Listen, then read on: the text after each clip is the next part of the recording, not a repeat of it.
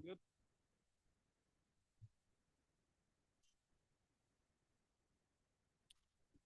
Call this meeting to order, June 17th, 2025. Please stand and join us for the Pledge of Allegiance.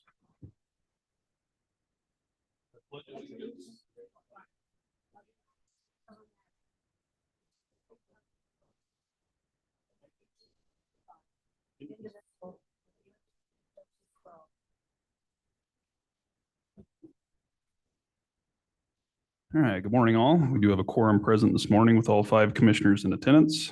Commissioners, if you've had a chance to review the agenda in preparation for today's meeting and you see no changes, I would entertain a motion for approval. So moved. Motion by Commissioner Jones. Do we have a second? Second. Second by Commissioner Toman. Any discussion? Hearing none, all those in favor signify by saying aye. Aye. Aye. Opposed, nay. Motion carries. First up under tab A, we've got a public hearing for a budget amendment this morning, resolution 25-06-CL-02 to increase the county treasurer's office operating budget due to unanticipated expenditures. And with us this morning is accounting specialist Rebecca Romero. Good morning. Good morning. Yes, so this is for the county treasurer's office, and this budget amendment will need to come out of the general fund reserves. Do we know what it's for? The increase to postage, and then they sent an employee to training that they weren't expecting. Very good. Questions, comments, commissioners, on the resolution? We're going to expect you to get that out of some interest earnings over the course of the next year, Mr. Treasurer. With no questions, we do need to open this up to a public hearing. So at this time, if there's anyone online or in the audience who would like to speak to this resolution, now would be the appropriate time.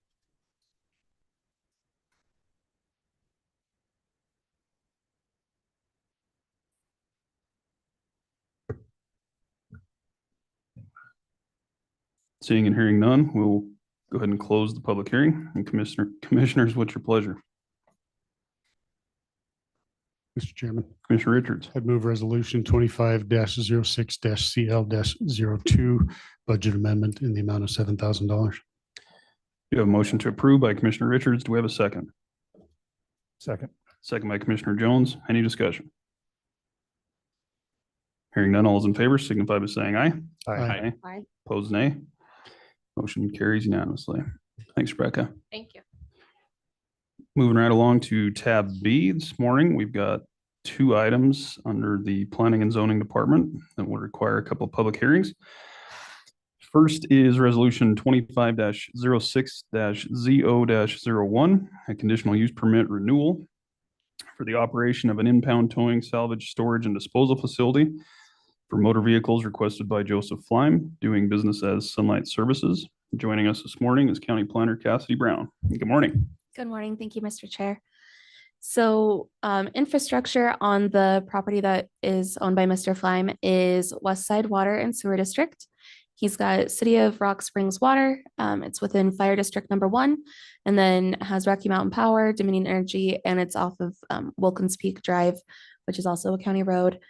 And it is located within the Foothills subdivision. So it's zoned heavy industrial and is within an industrial subdivision there. It's also located within the growth management area and highway overlay area. So purpose of the hearing today is to renew the conditional use permit that Mr. Fleim obtained in June 2023 for an impound salvage and storage yard that's located at 18 Wilkins Peak Drive. Mr. Fleim also owns and operates an impound and salvage and storage yard located nearby at 35 Wilkins Peak Drive.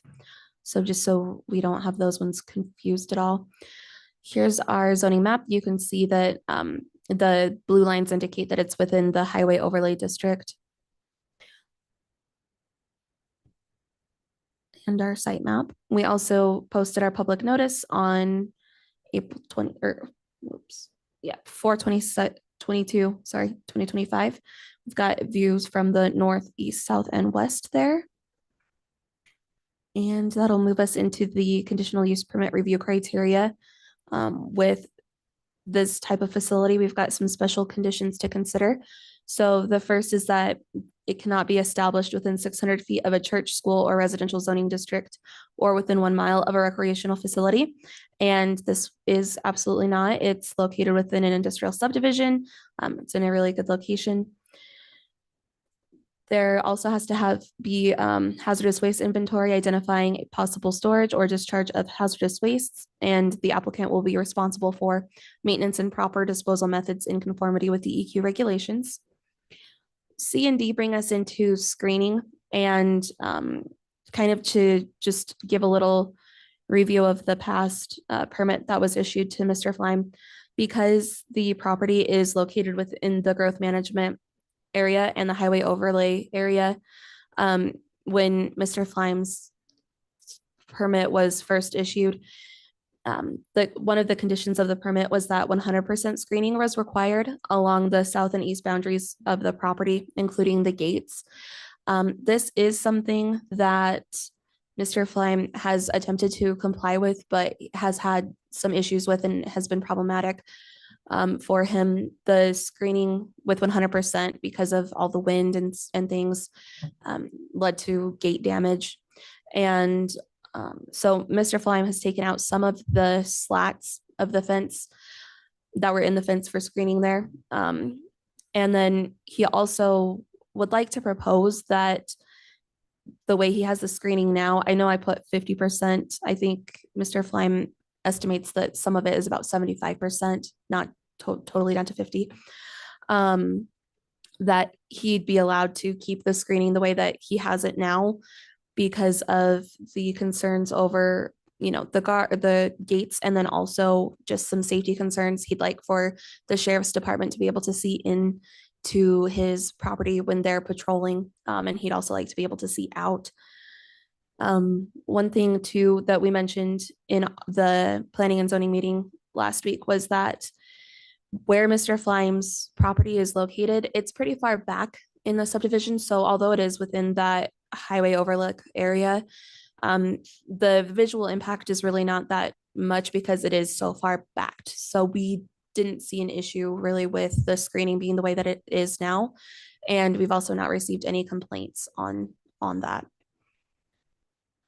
So our next criteria is that stacking of vehicles over 6 feet is not allowed. And then the business must be licensed with state of Wyoming, and Mr. Flime has provided staff with all of the appropriate licensing there that he has. And then G is that the conditional use for an impound salvage and storage yard for vehicles shall be termed to 2 years, at which time a new application may be submitted.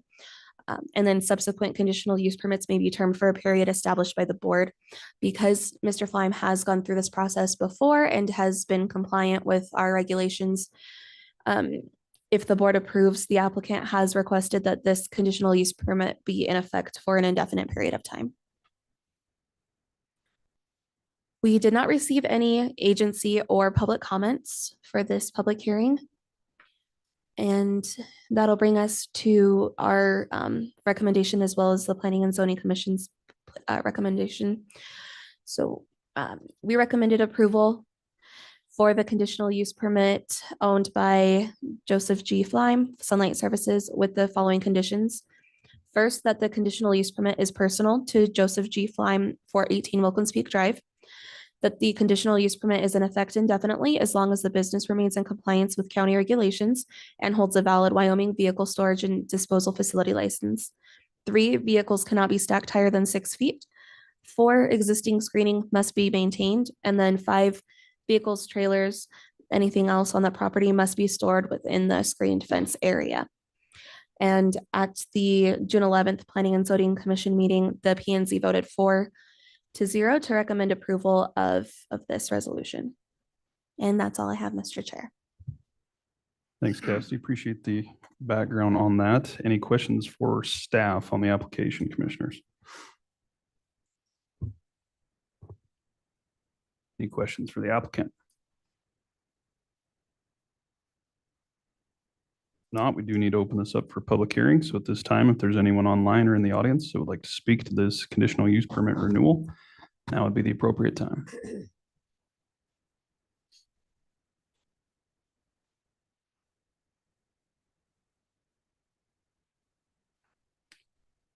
Seeing and hearing none, we'll go ahead and close the public hearing. And Commissioners, what's your pleasure?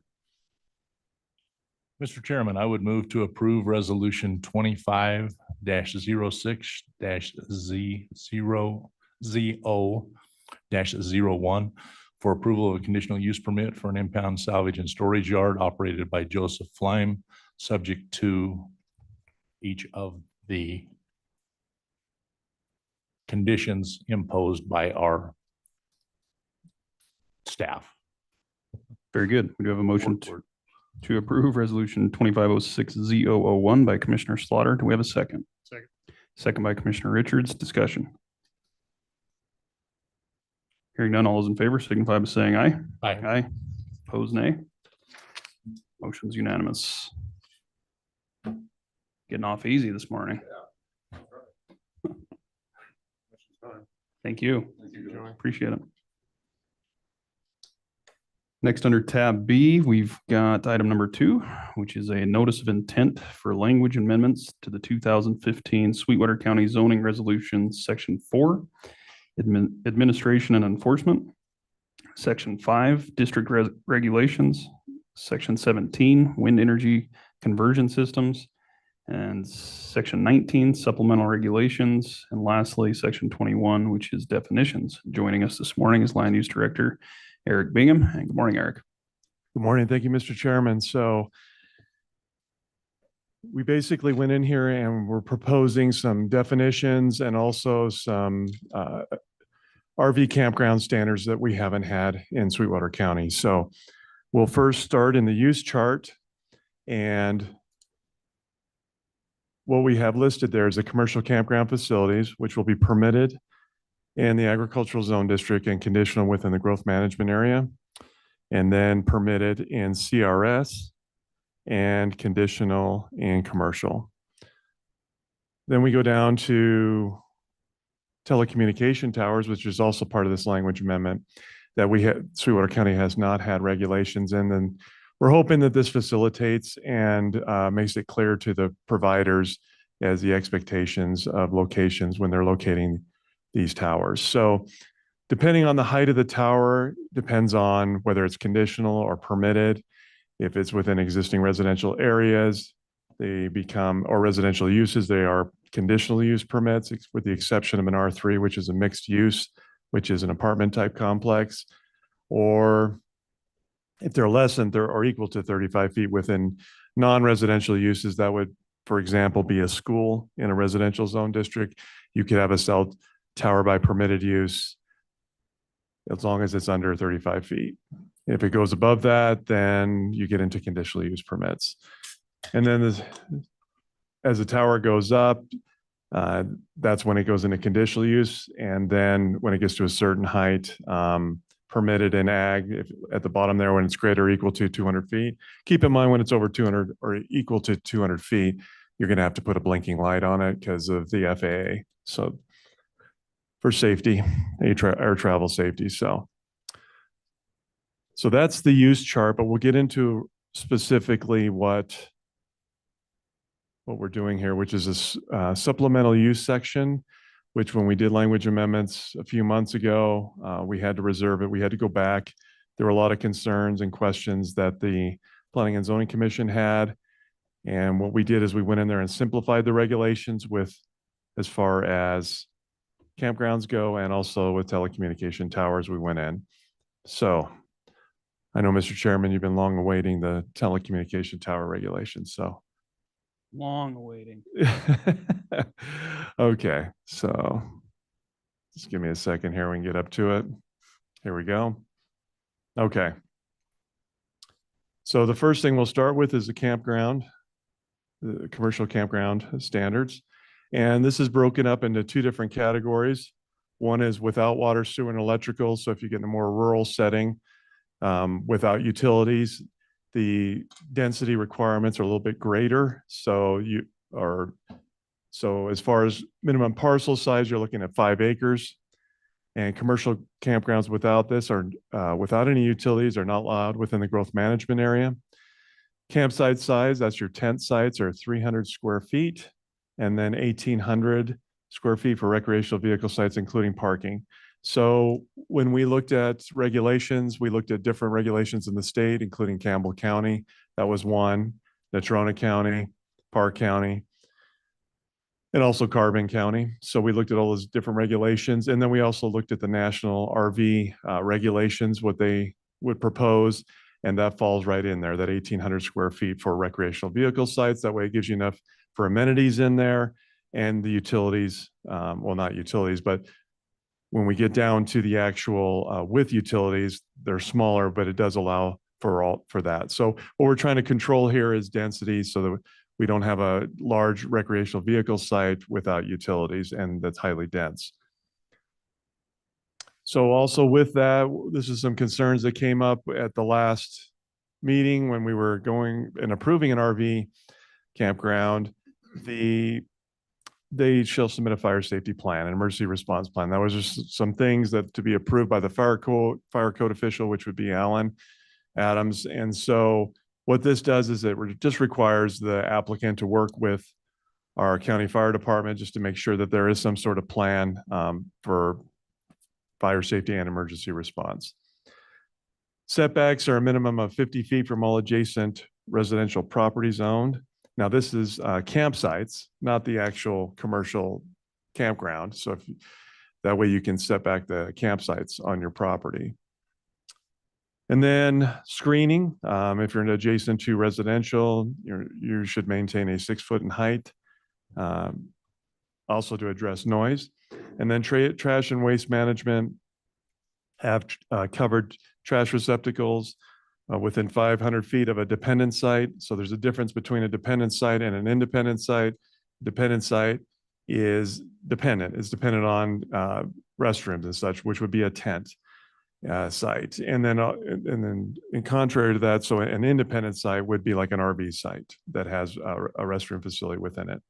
Interior roads have to meet the fire code standards. And then sanitary facilities must be located no more than 300 feet from a dependent campsite.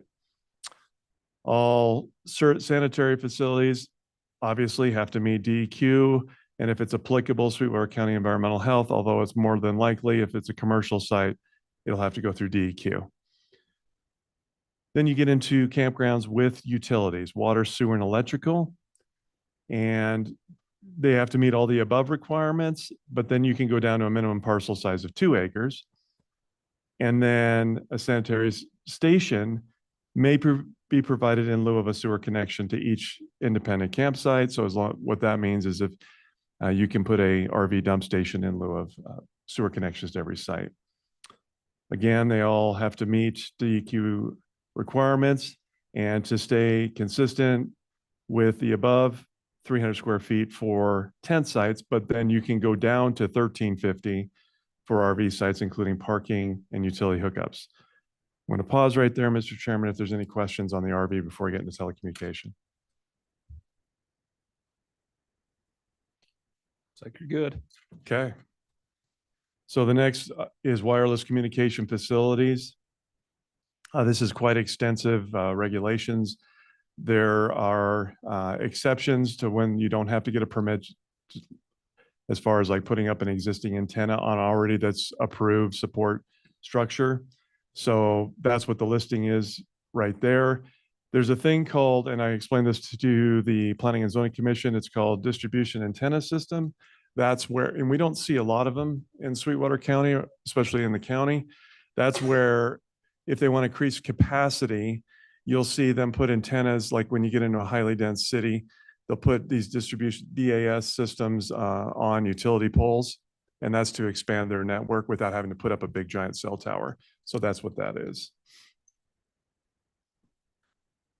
Development review is basically right here in the chart. This is reflective of in the use chart, which shows all the different residential zone districts, which is going to prohibit towers 100 to 200, 100 feet and above. And actually it's a maximum of 80 feet in non-residential.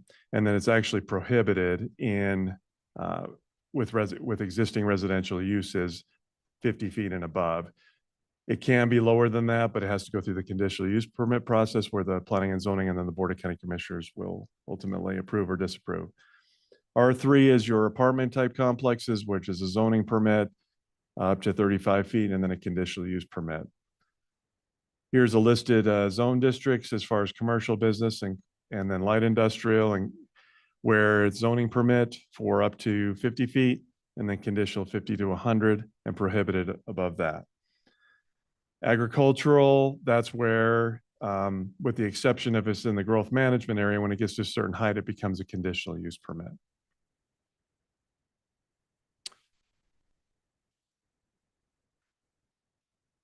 So the submission requirements, just so you're aware, these are what they submit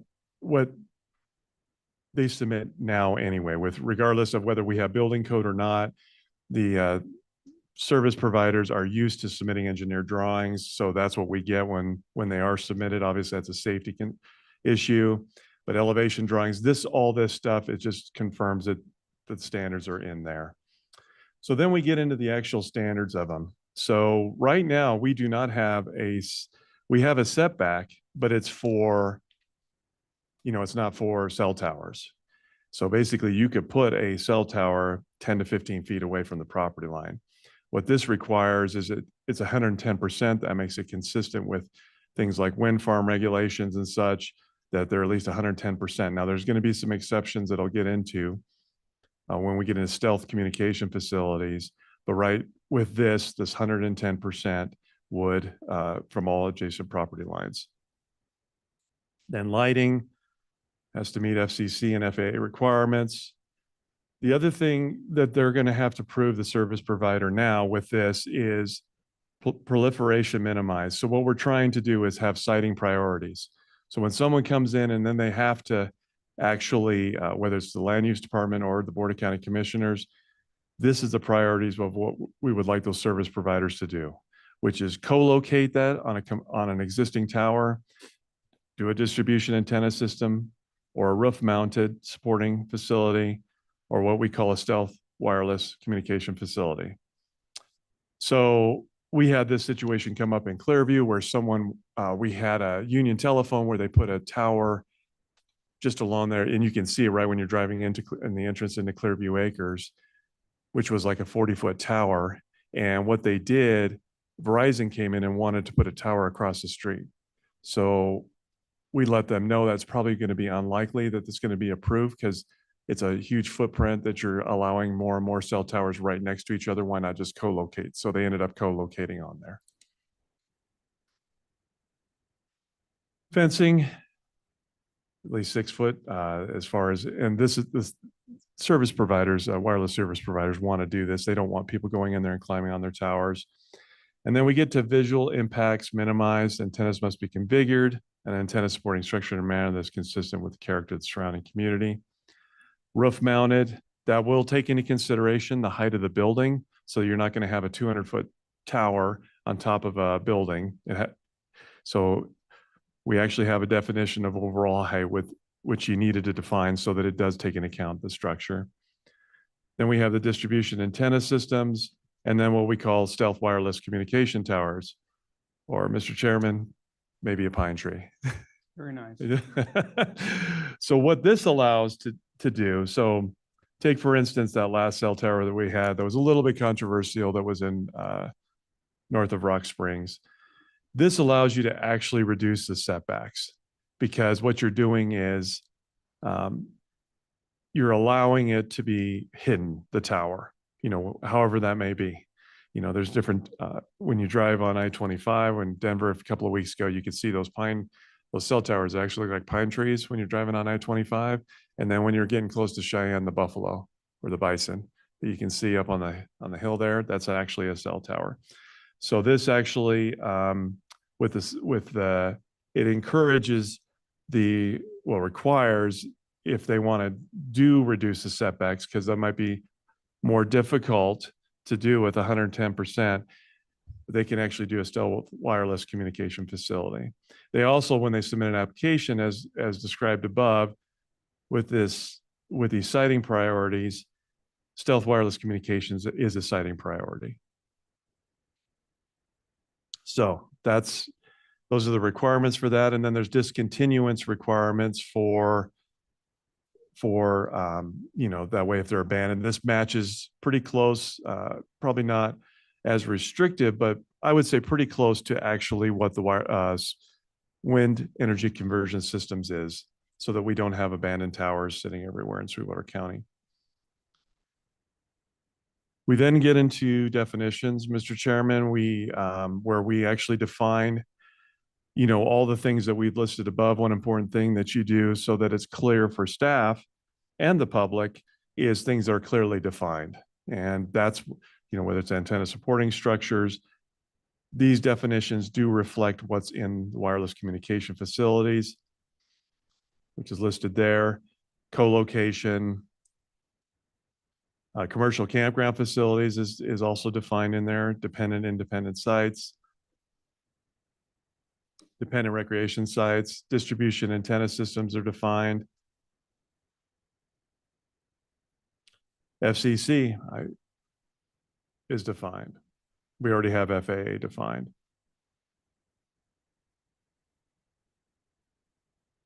And as we scroll down, independent recreational site.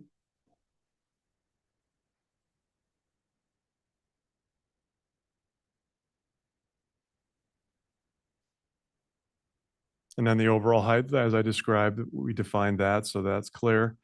Personal wireless services or personal communication service, those are defined. Take, for instance, Verizon Wireless, Union, T-Mobile. Sanitary station is defined. Service building is defined for RV campgrounds and campgrounds in general. Short-term rental or RV campground sites.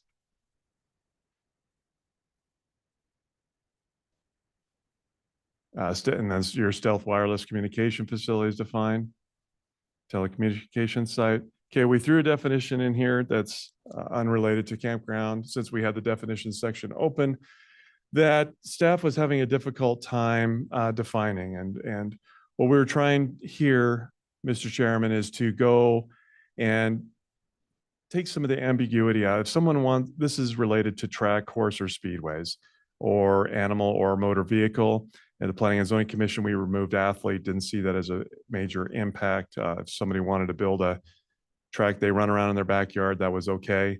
What we're trying to address is the motocross tracks that we had issues with north of Rock Springs. The issue is that right now it's very subjective. And what we try to do is nail it down to an actual surface disturbance area and then cumulative cubic yards of dirt. So that way, when we go out there, we can actually define when it's something has evolved into a track. Not when you want to put a couple of jumps in the backyard, and we're defining that as a track. So that's why we wanted to define this. That separates the difference between what becomes a commercial track and what's just somebody in their backyard putting a couple of jumps in their backyard. So we wanted to clearly define that. If there's an issue with noise, we can address that through the nuisance ordinance. So if obviously a motocross track is going, or somebody's riding in the backyard and someone complains and it's over 65 decibels, we can take a noise reading and address it through enforcement actions of that. So we are able to address that. As far as dust goes, because that can be an issue too. If someone goes out and grades off a certain area, they have to do a dust control plan. So we can address it through that. And then finally, Mr. Chairman, let's see here. Yep. We define wireless communications and wireless communications facilities. And Mr. Chairman, at the Planning and Zoning Commission, it was a 4-0 vote to certify the recommendation. And again, today, Mr. Chairman, is the notice of intent hearing. So we're not actually adopting regulations today. We're just notifying the public for a 45-day comment period. That's all I have, Mr. Chairman.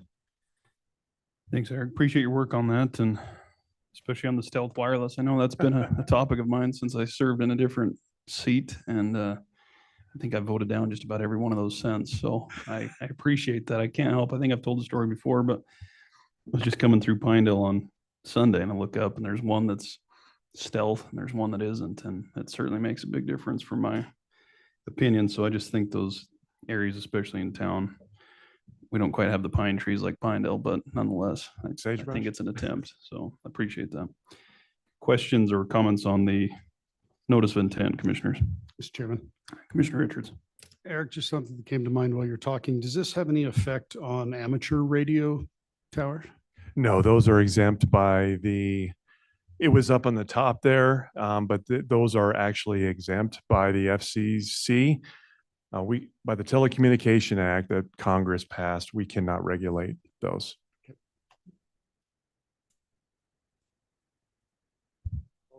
Commissioner Slaughter. Mr. Chairman, just a comment, having sat through the P and Z board hearing on this, I think that these language amendments have been carefully crafted by our staff. I think that they will add some clarity for us.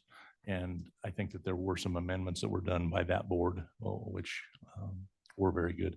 But I think as it sits, that this has been very well crafted by our staff. Any other comments or questions for staff? Do we need a public hearing on this, Eric, or is it just opening up the 45-day? I would do it. I'd like to do it regardless, just, Okay. yeah. Well, this time, if there's anyone online or in the audience who would like to speak to this notice of intent for the proposed language amendments, now would be the appropriate time.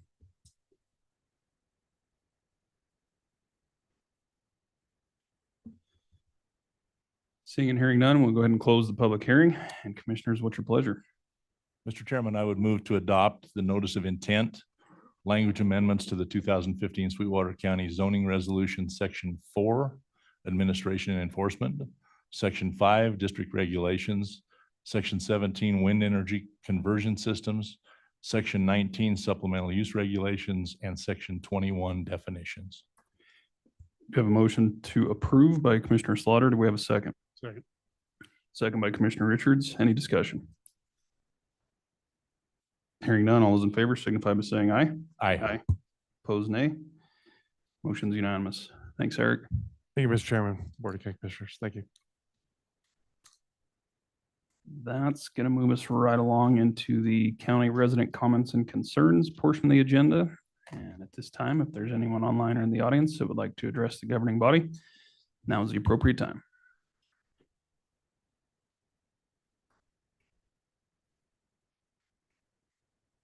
Morning, Mr. Treasurer.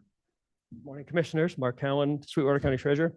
Just wanted to thank you for passing that budget amendment this morning. I want to take this opportunity to remind the citizens. The reason that we had to pass that budget amendment is we were successful at having more people go online and do their renewals for their vehicle registration, which is good for us as a county because we don't have to expand the services that we offer. We have limited physical space.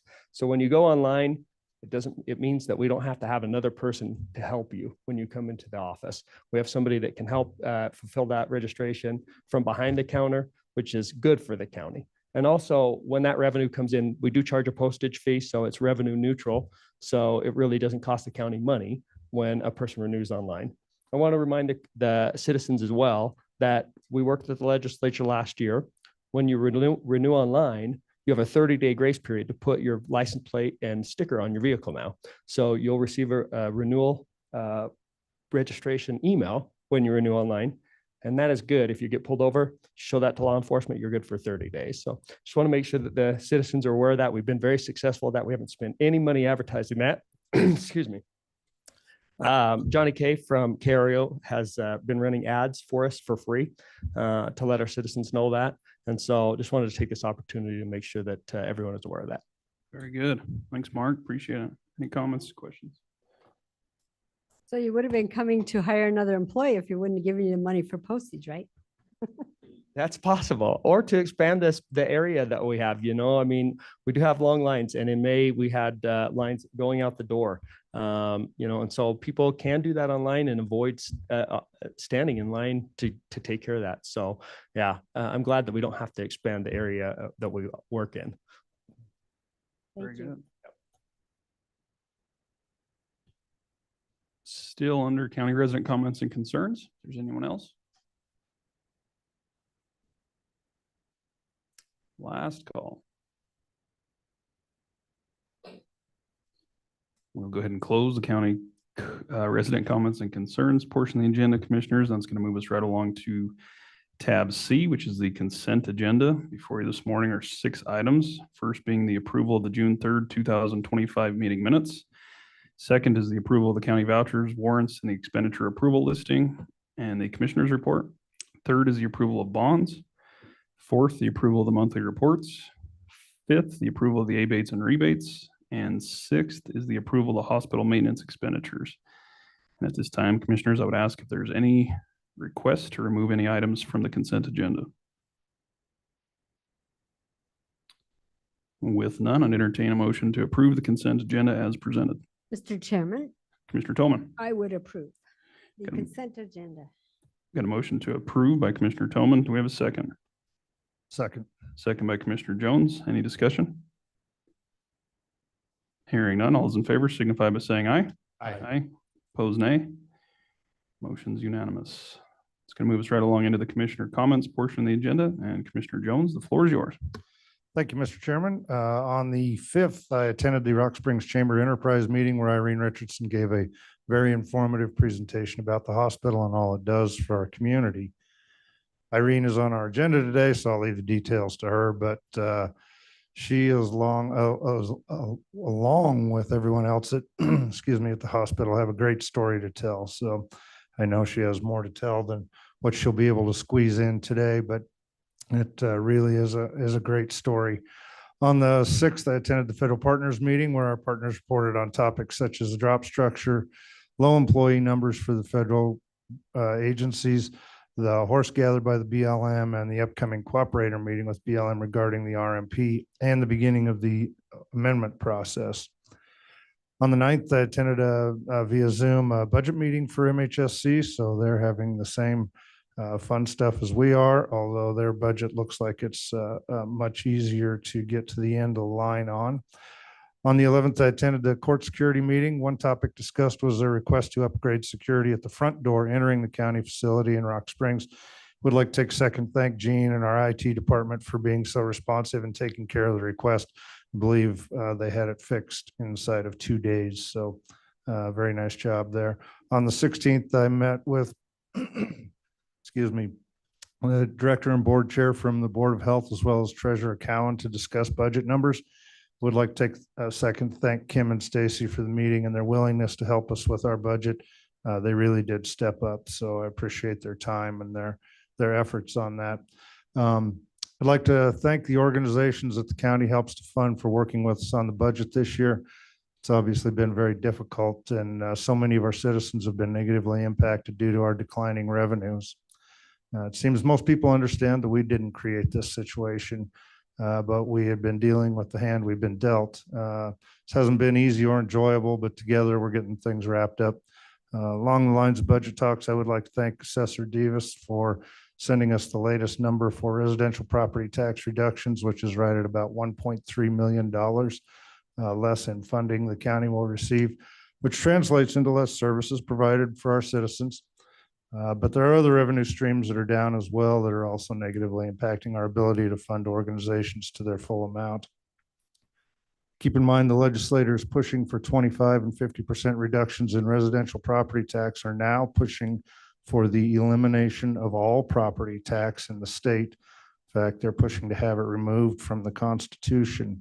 That may or may not be a workable idea. I just hope that there's a vetting process for that, as there wasn't one for the current situation we're in. Several times, I know I heard legislators say, I don't think this will be that bad, but we'll have to wait and see. It kind of reminded me to the days of Nancy Pelosi referring to Obamacare, as we will have to pass it to see what's in it. I would like to make a note. I don't know if Dr. Barbara Sweetwater will be here today when the hospital is here, but this is the last month for her to be on the hospital board. Worked several years with Dr. Sweetwater. She's an outstanding lady, very intelligent, very thoughtful, dedicated. I really can't say enough good things about her, but she is stepping down from her term on the hospital board and will be greatly missed. She's helped guide the organization through some good times and some bad times. And COVID was a difficult time for one, but along with everybody that worked so hard up there, The hospital is in a great place, and I would just like to take a second to thank Dr. Swada for all of her time and dedication. I did have several other issues at several issues in my other job, so unfortunately I did miss a couple of meetings, so that makes my report a little bit shorter today, but that concludes my brief report. Very good. Thanks, Commissioner. Any comments for Commissioner Jones's report? If not, I guess I am next here. Try and keep it relatively short as well. I had the mayor and commissioner luncheon. It was the day after our last meeting, which was the first one in quite a few months, just with everyone's different schedules. Good conversations, mainly centered around budget, given the time of year, obviously, and just some of the different challenges we've been faced with. City of Rock Springs has kind of been going through some difficult discussions in their realm, so we spent quite a bit of time on that, but we're all looking forward to getting the month of June behind us, to say the least. I had a meeting with Nick Erskine and David Halter from the Combined Communications Center last week. Went over there to chat with them, get to know Nick. Obviously, he's the new director that spoke to us at our last meeting. Just kind of wanted to hear them out. I tried to squeeze some money out of them, but was not successful in that. So it was a good conversation. Nonetheless, they gave me a tour of the facility afterwards, which I hadn't been over there in a couple of years. So that was good to see, and certainly appreciate their time. I did kind of want to piggyback off what Commissioner Jones was alluding to. Assessor Divas sent us some numbers, some real numbers in regards to the tax dollars that have been exempted with all of the changes that have came forth with the past couple of years of legislation. Just to kind of point to the actual numbers, I know there was a lot of kind of anxiety and back and forth of not knowing what those effects would be on the county as a whole, but certainly Sweetwater County has its own taxing authority. And so they've put together a chart that I think clarifies that quite well. And, you know, it's easy to forget that last year they had the long-term homeowners exemption, the residential property tax, they had some veterans exemptions that doubled. So I just kind of wanted to hone in on that. The homeowners exemption, as they refer to it, is the 25% tax exemption that was passed this year. For Sweetwater County's 12 mil, that to date is $777,000 less revenue. The long-term homeowners exemption for this year, which is the 50%, is $344,000. That residential 4% cap, which is from the prior year to the current year, is about $176,000, but understand that that's the second year of that program, so it's not quite as drastic as it was a year ago. So all in all, total for this year is just shy of $1.3 million for the county 12 mil. And the county as a whole, across all taxing authorities, all combined, that's about $8.3 million. So I just kind of wanted to speak to that. He shared some different examples of where it works effectively and where it maybe didn't work as it was intended, or at least initially thought that it was intended. I won't get into some of that, but very interesting to compare the differences there. On top of that, obviously we're in the heart of budget season, and it's been very difficult. And we've heard from numerous outside agencies and even component units and the struggles of being faced with additional cuts that we're making up here. And it's been difficult. I think for some, it feels as though we're being harsh and we're being tough, but they're quick to forget how much less revenue we're dealing with. And obviously that's going to roll downhill, and we do the best we can. We've, repetitively, although our budget meetings have been like watching paint dry on a wall, tried to be fair, tried to be open as much as we can. We tried to avoid across the board cuts, and we're doing the best we can. That's 1.3 million there with the examples I just shared, but we were also down, as we know it as of right now, about $4 million in mineral revenue. So you add those together, and that's a pretty big difference to make up from, just a year ago, on top of the other challenges with increased cost to healthcare and what have you. So we're getting by. Unfortunately, some of those outside agencies have been faced with a 50% reduction, some 40%. We realize those aren't easy. It's difficult. We all have needs. Fortunately, some of what we're hearing is, the immediate response is people are going to have to cut staff. And I think that's a very unfair statement. If that's your only option, then you got bigger issues than us cutting your budget.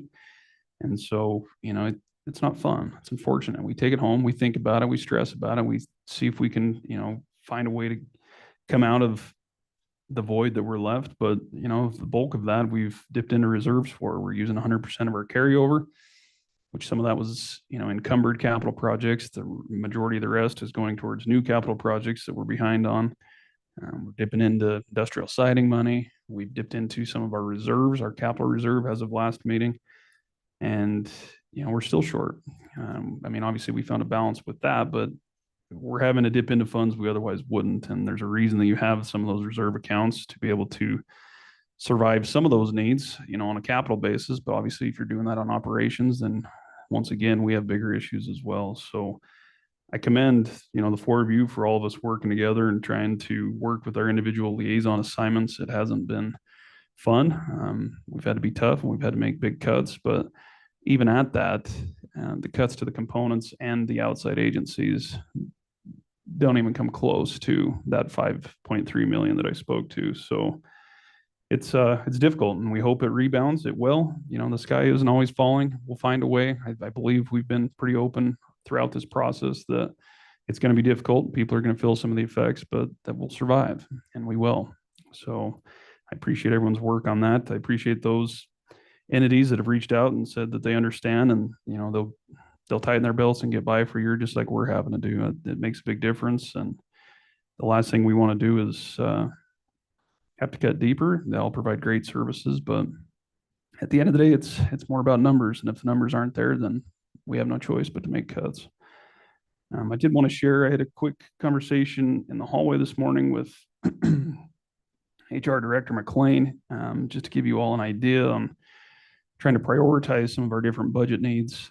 Full-time employees are down 3 positions from last year. Currently, we're at 240 filled positions. Last year, we had 243. So even with our 5% increase in health insurance, along with the 3% cost of living that we proposed, our total employment costs have only gone up 1.35% as it sits. So I'd say that's pretty good. Those positions weren't eliminated. They were either unfilled or, I guess, changed through reorganization or attrition. So it's a difficult process, but we all have to find a way.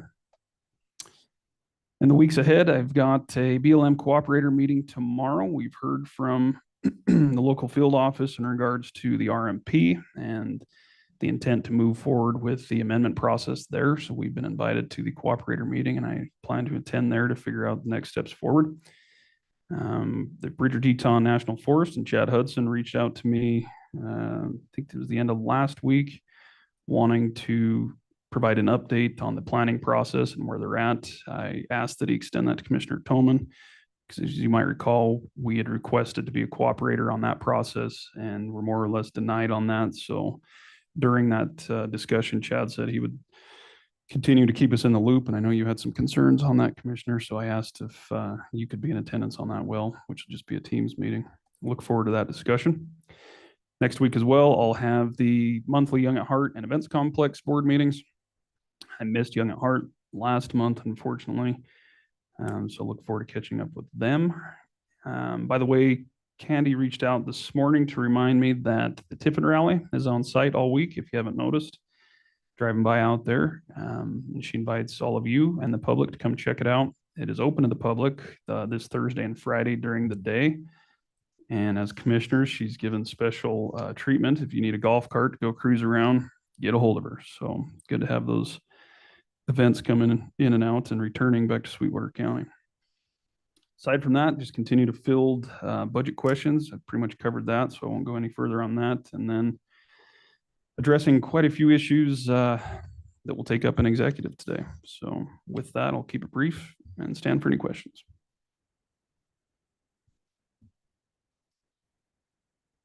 If not, Commissioner Slaughter, the floor is yours. Mr. Chairman, thank you. On the 5th, I met with Tony and Jen Valdez at Buckboard Marina to go over details for the Congressional Tour Dinner, which will be held August 6th. Our meeting went very well. I think this will be a highlight for the staffers on their Central Wyoming tour. That day, I was also able to take a boat tour of the lake to try and determine a route that would be suitable for the cruise that we're going to provide for the staffers that evening. The water was actually like glass, which the first time that I've been on the lake for a long time, that was the case. I had a really good conversation with them about the dinner, what we can do, came up with what we believe will be a good route for that evening. And I think that it's going to be spectacular for those people who are participating. On the 6th, I spent the morning reviewing information and sending requisitions to the trustee bank for specific purpose tax entities. I reviewed information from prior month's joint powers board meeting and prepared the information for the packet for this month. Worked on several issues in my office at the courthouse that afternoon. On the 9th, I conducted the monthly meeting of the specific purpose tax joint powers board. The trustee bank arranged for payment of $9,259,025 for the outstanding debt service on Sweetwater County's 2023 specific purpose tax bonds, which was due on June 15th. So that payment has been made. Our May specific purpose tax came in at $1,301,634.88. Once again, slightly down from what the projections were prior to passing the tax, but we're still well ahead of where we anticipated being at this point in time. Would just like to see those sales tax revenues come back up a little bit. If we could get back into that $1.4 million range each month, we'll pay that off slightly earlier than what was anticipated, which would be a great thing. Administrative Assistant Allison Balsick will be contacting McGee, Hearn and Pies to arrange for our 2024-2025 audit engagement, and we'll be requesting confirmation of our collateralization at 6:30 from the trustee bank. Discussions were also held concerning the timing of bonded projects and the potential for arbitrage on our investment earnings. We will revisit these issues in 6 months. That evening, I attended the Star Transit Board meeting. Discussion was held on the status of funding for the fiscal year 26 budget. Board members expressed disappointment that the BOCC was not taking into account the fact that the board does leverage funding opportunities with the funds which are provided by the county, which is one thing that we have suggested is important and we feel like entities should be trying to accomplish. I suggested that if it was of concern to the board, they schedule a meeting with the BOCC to explain why they felt it was important. Subsequently, Board of County Commission members received an email from Director Pacheco explaining the position of the STAR Board with respect to its leveraging of funds and the concept of increasing fares for STAR services. As liaison, I felt it was best to suggest open communication between our boards. On the 10th, I met with James Harlan and various staff members to discuss the potential for sale of Rock Springs Energy. Mr. Harlan wanted to inform the county that there are 2 prospective buyers for the Rock Springs Energy Group property, which consists of 37.53 acres near Reliance.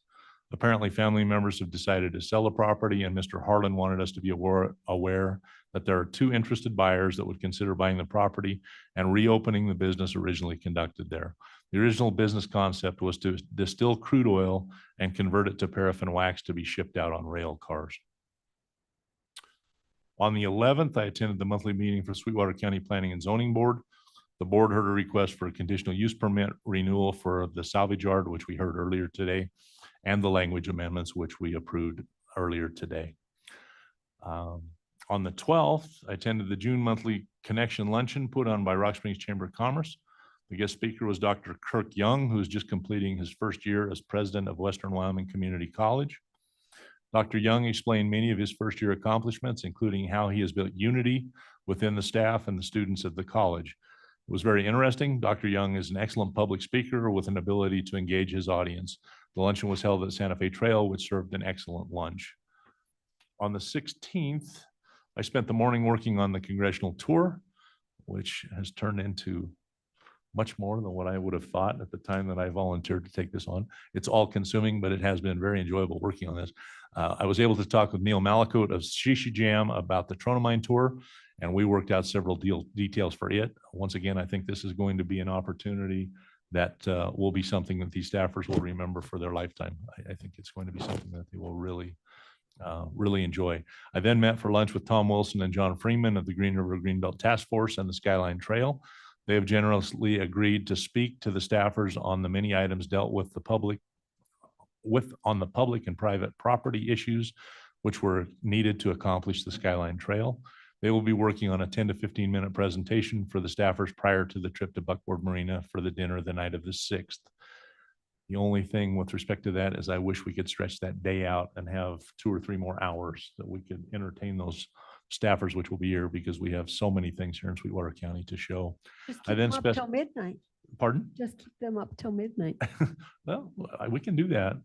I guess they're typically used to spending those types of hours. So I then spent the rest of the afternoon talking to potential county board members and preparing for today's meeting.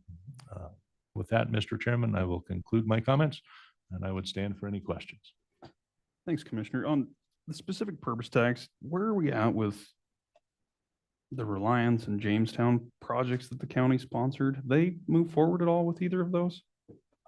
Mr. Chairman, we have had requisitions. The requisitions that we're typically receiving on those projects are for the engineering still on those projects. I have talked with Sunrise Engineering on those. They are moving forward with the projects. One of the issues, as we talked about, the bonded entities have got a requirement, a loose requirement that typically 80 to 85% of the money is spent in the first 3 years. I don't think that we're going to have any issues. We may have a few issues with Bear Oil in talking with their mayor. There was some issues with respect to it. Those timeframes did not pertain to the non-bonded entities. So North Sweetwater and Jamestown are not a part of that. They assure me that they are working on that. I've had conversations with both. North Sweetwater is on our calls each month. We have good discussions about where they are and what they're doing. And I have had conversations with Kel Jasperson of Jamestown, several conversations with respect to where they are. And they once again assure me that they are working on that. I did issue a letter for them to help them leverage some of their funding to get an additional $1.3 million, which was potentially available through SLIB last month. And so they are trying to do that also to continue the project. One of the issues that Cale has brought up with me is they're working with the city of Green River right now because of the way the lift stations will work. The city is requiring them to come under the river for a certain part of the project, and that has kind of been an issue for them. They're working with the city to try and come up with the best way to accomplish that. Very good. Thank you. Appreciate that. Any questions or comments for Commissioner Slaughter's report? If not, Commissioner Tolman, the floor is yours. Well, a shorter report, maybe a lot shorter because Granica scrubbed my notes, but anyway, happy birthday to Marty Jernovich today, and thank you for all you do in our purchasing and all the other duties you perform for us. On the 6th, I attended the federal partners meeting, and that's kind of been covered. The most important thing is the RMP, the BLM Resource Management Plan Amendment meeting tomorrow for the cooperators. On the 12th, I welcome the State Convention of the Fraternal Order of Eagles. Congratulations to Robbie Delore and her husband for taking the chairmanship roles for the auxiliary and the Eagles. On the 16th, yesterday, I attended the library board meeting, discussed budget, appointments, and they adopted a code of conduct. They are bringing Craig Johnson, the author of Longmire, to Sweetwater County on June 28th, 1 p.m. at Golden Hour and 6 p.m. at the Holiday Inn in Rock Springs. And this latest book, Return to Sender, is it's staged in Sweetwater County. So you might want to do that. That's sponsored by our library. The report for the library, they wanted me to let the commissioners know that the Rural Library in Reliance is a county-owned building, but they did numerous repairs last summer on the HVAC system and on the septic system, the sewer, and that it receives the most visits of any of their rural libraries, 578 last month, I believe. Program attendance is up 33.4%. Physical circulation is down 5.3%. Digital is up 10%.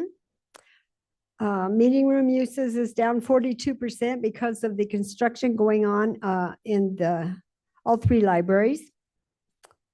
Computer uses down 4.5%, and the Discovery Center is down 8%. So that's the library. Women's air races are coming through Sweetwater County this week, and so they still need volunteers to help meet and greet and time and fuel and do all of the duties that they need to do as the airplanes come through the county. I will be helping tomorrow afternoon in their reception tent, and that will be after I finish the BLM cooperator meeting, which I'm not going to miss hearing how they plan to amend the BLM resource management plan. So that should be very interesting. As far as the Bridget Teton National cooperator meetings, I have not been getting any kind of notices. And I think Taylor's been trying to get onto most of those. So I would say if you could, both of us can get on, or however you want to do that. If you want to be the point person, you might talk to Keaton. I'm fine with that too. But I will try to get on and listen also on the 23rd. If I get a notice, I'm not getting anything from the Bridget Teton. Because we're not allowed. Thank you. I'm so glad that you're giving me one less duty. No. I am very concerned because I was in the cooperator meetings 20 years ago when they started that process and then abandoned it, and they're starting over. So I have about a 12-inch folder in my office of when we started that process a long time ago. I went to Travel and Tourism, and Danessa gave me maps that we can share with the congressional delegation of Wyoming's Red Desert, which is a great map. It shows all the wilderness study areas and all the special areas along the South Pass front there, Wind River front. Coalition meeting is on the 26th, and the end of the month, they have golden hour and joint communications. And I believe that concludes my report, if I remembered everything. Thank you. Thanks, Commissioner. So just a reminder on the Bridger Teton, they did not allow us to be a cooperator. Right. Which I presented on, but they reached out last week and I asked them to include you on the revision process update so you can share some of your previous work on that as far as the cooperator. Next Monday, June 23rd from 11:30 to 12:30. So you should have got that. I don't 12:30? sent via email, but it's just a Teams meeting and I haven't received anything yet. I'll get it to you, I will but we can check it address out. some of those concerns during that time if you're Okay. comfortable with that. Thanks. Any other questions or comments for Commissioner Tolman's report? Mr. Chairman, Commissioner Jones? I think the last meeting I reported that I had a phone conversation with the BT, escapes me right now who I talked with, and to review the previous meeting, because the previous meeting was in person only in Pinedale and I couldn't make it. I did again request that we're a cooperator. I know they've said no, but I'm gonna keep asking. But I guess as long as they're communicating with us, then that's at least a step in the right direction, even if we aren't actual cooperators. So we'll see how it goes. We were cooperators on the original planning process. That's what is so discouraging. I mentioned that. Thank you. Any other comments, questions for Commissioner Tolman? Commissioner Richards, you get the final say today. Thank you, Mr. Chairman. Good morning, Commissioners. Try to keep it short and sweet this morning since we have a pretty stacked agenda. On the 4th, I attended a housing task force meeting. On the 5th, I attended the Chamber Enterprise meeting at the hospital where we received a hospital update from CEO Irene Richardson. Looks like she'll be here a little later to provide the same to us, so I won't spoil it for her. On the 6th, I attended the Federal Partners meeting at the Rock Springs Chamber. It was attended by representatives from multiple BLM field offices, the regional director, as well as a representative of the Ashley National Forest Flaming Gorge Recreation Area. It was interesting because of our meeting, we were able to connect a BLM field manager with her district manager to helpfully solve a problem with a washed out culvert in the far east end of the county. So we did some intergovernmental work there. Standard theme was that hiring freezes and staff reductions have left them all extremely shorthanded. Hiring freezes have been lifted on law enforcement and firefighters, but delays in hiring will mean the region will still be a bit shorthanded when it comes to firefighting this year.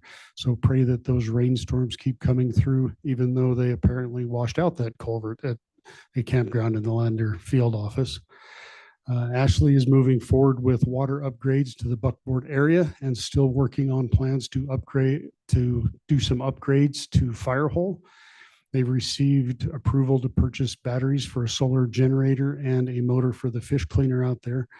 Overall, though delayed seasonal hiring and training is impacting their project timelines, they are utilizing volunteer support to offset at least some of those shortfalls, though. BLM Field Manager Foster once again reminded us that the Rock Springs RMP is in full force and effect, despite presidential and secretarial orders, as well as attempts by our congressional delegation to block it. As such, she announced an amendment process which kicks off June 18th, as has been mentioned before. On the 10th, I met with the chairman of Southwest Counseling Service, and later that evening, I attended their special meeting. After a lengthy executive session, they came out of the session and adopted a string of motions related to personnel that included accepting the retirement announcement from CEO Linda Acker, announcing the appointment of Melissa Marchetti as interim director effective immediately, as well as some other housekeeping issues. Also that evening, the city of Rock Springs passed their budget without continued funding to the SEDC. That effectually puts an end to the MOU shared between Sweetwater County, Rock Springs, and Green River, which provided for the full-time position of an economic development specialist employed by Sweetwater County. As a result, Kayla McDonald's employment with the county will end with the current MOU as of June 30th. I want to thank Kayla for the work she's done on behalf of the people of Sweetwater County and the coalition. And I also want to assure everyone that the Sweetwater Economic Development Coalition will continue to exist and is still moving forward with restructuring in order to provide economic development services for the foreseeable future. After that, I spent most of a week camping with my family, where I got to celebrate Father's Day with them. By the way, happy Father's Day to all the fathers out there. I also got to celebrate another special holiday with my wife, Teresa. 5 years ago yesterday, Teresa received the bone marrow transplant that saved her life from a very aggressive and fast-moving leukemia, giving her a brand new birthday for all of us to celebrate. So happy birthday, Teresa. Tomorrow, I'll attend the airport meeting, and then I plan to stick around to enjoy some of the Air Race Classic that will be coming through Rock Springs over the next few days. I picked up a transportation shift to help them out on Thursday, and I know they still need volunteers. So if you have the time, I'm sure they'd appreciate the help. Also on the 18th, I have another housing task force meeting, and then that afternoon is the BLM cooperators meeting for the Rock Springs RMP amendment, which I'm sure I'll see most of you at. On the 20th, I'll join in on the congressional tour planning meeting, after which I'm going to head to Bear Lake for a weekend to join some really great friends for some counter protests that are happening out on the water and on the 4x4 trails. On the 25th, I'll start the day up in Pinedale to take an aerial tour of the sublet Antelope Migration Corridor. And on the evening of the 25th, I'll attend a regular board meeting of Southwest Counseling Service. 26th, I'll be back to Pinedale for a tour of migration corridors in the central Wyoming range, and then back here that evening for our final budget hearing. On the 27th, I'll remotely attend a NACO CEWD meeting, and then on July 1st, I'll complete the circle and see all of you again here for our next regular meeting. I think that's all I have for you today, Mr. Chairman. I'm happy to stand for any questions. Thanks, Commissioner. Appreciate your report. Happy new birthday to your wife. That's fantastic news. I wanted to echo your comments on Kayla McDonald as well with SEDC. SEDC's been around, I think since 2014, 2015, something like that. It started under the chamber and then eventually came under the county, and it's difficult. It's a difficult job where I would say you probably don't get a lottery award as far as recruitment goes. You're always trying to continually recruit things to the area, but it's hard to actually catch one. And with that comes a lot of challenges. So I certainly appreciate her dedication and efforts over that lengthy time, and wish her well. You always hate to see a change that significant take place, but certainly thank her and the board for all they've done, and wish them both well. Additional comments or questions for Commissioner Richards' report? If not, nice work, commissioners. That concludes the commissioner comments reports section of the agenda. It's going to take us right along to tab D, which is the action and presentation items. First up is a break. We are 10 minutes ahead of schedule. So the next item will resume at 10:30. We're going to bump that up just because we've got some lengthy presentations in there. Why don't we try and be back here at 10:20, 10 minutes ahead. So we'll take a 10-minute break.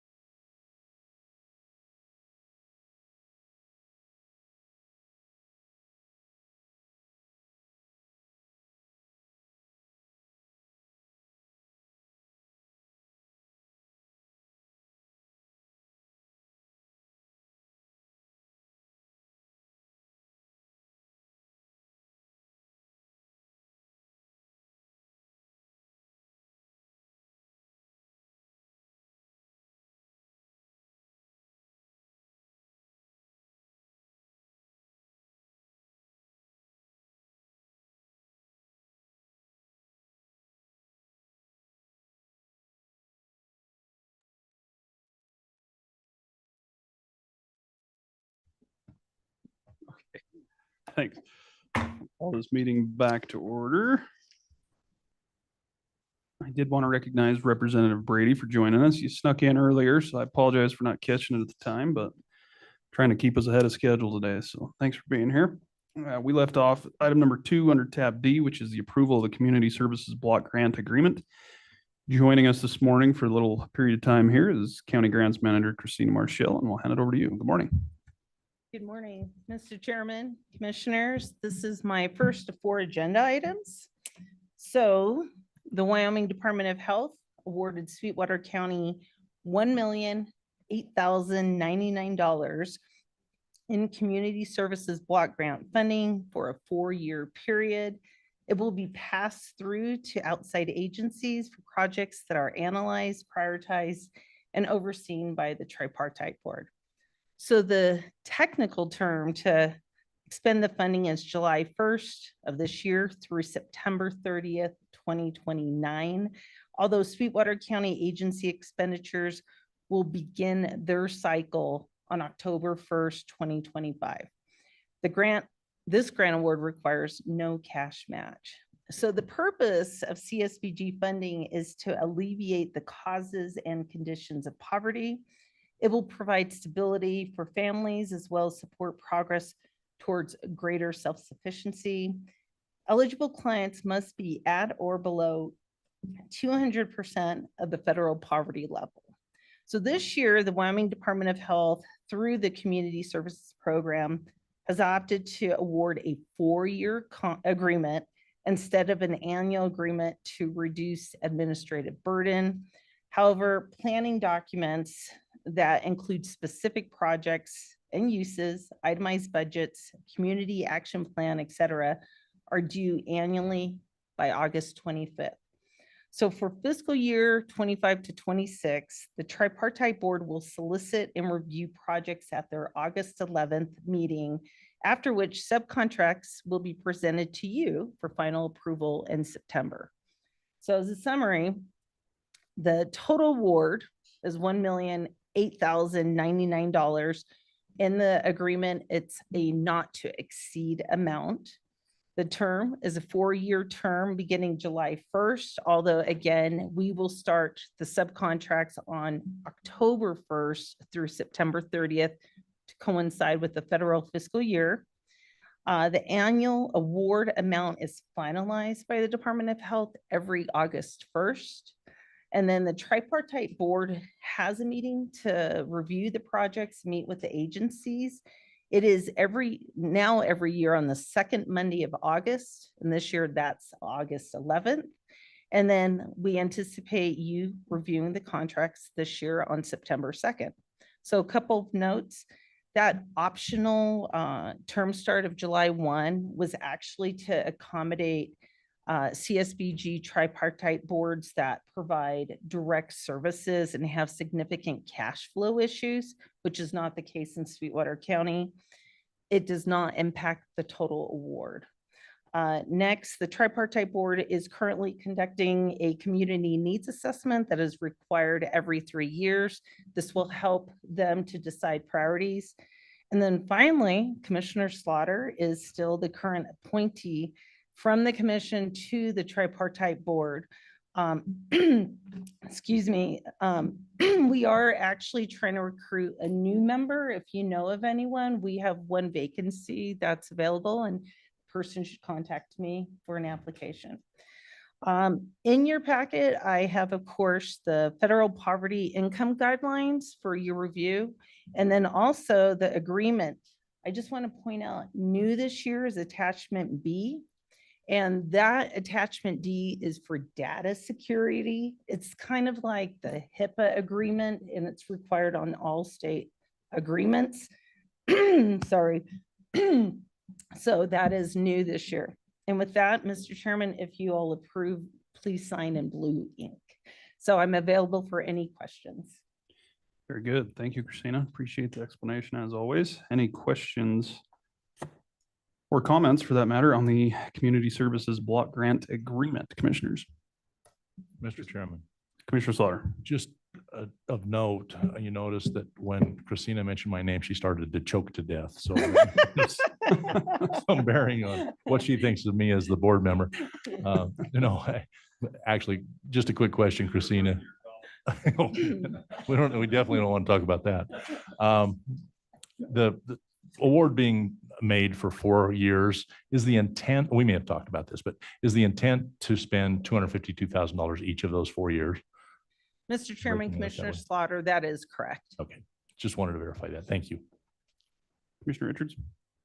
Christina, in my meetings with the NACO CEWD committee, they've talked about that this money may not be available federally going forward. Is this 4 years guaranteed, or could it dry up during that 4-year period? So, Mr. Chairman and Commissioner Richards, that money could be eliminated, and there is language in the agreement that says it is contingent upon the availability of federal funding.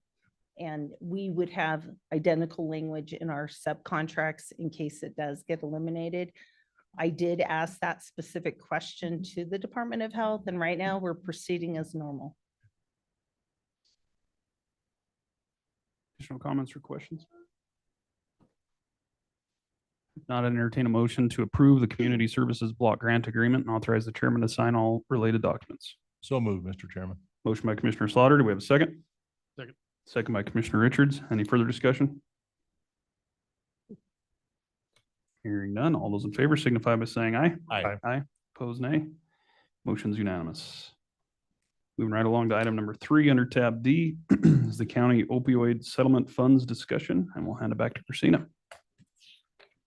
Okay. Mr. Chairman, Commissioners, I have so many attachments that I'm like gonna spread out here, so. And I may really choke on this. So, okay. Item number 2 of my 4. So the opioid epidemic, also known as the opioid crisis, is a serious public health issue in the United States, globally characterized by escalating rates of opioid misuse and overdose deaths. So the opioid settlements are a response to the devastating impact of the opioid crisis, seeking to hold responsible parties accountable and provide resources for communities to combat addiction and support affected individuals and families.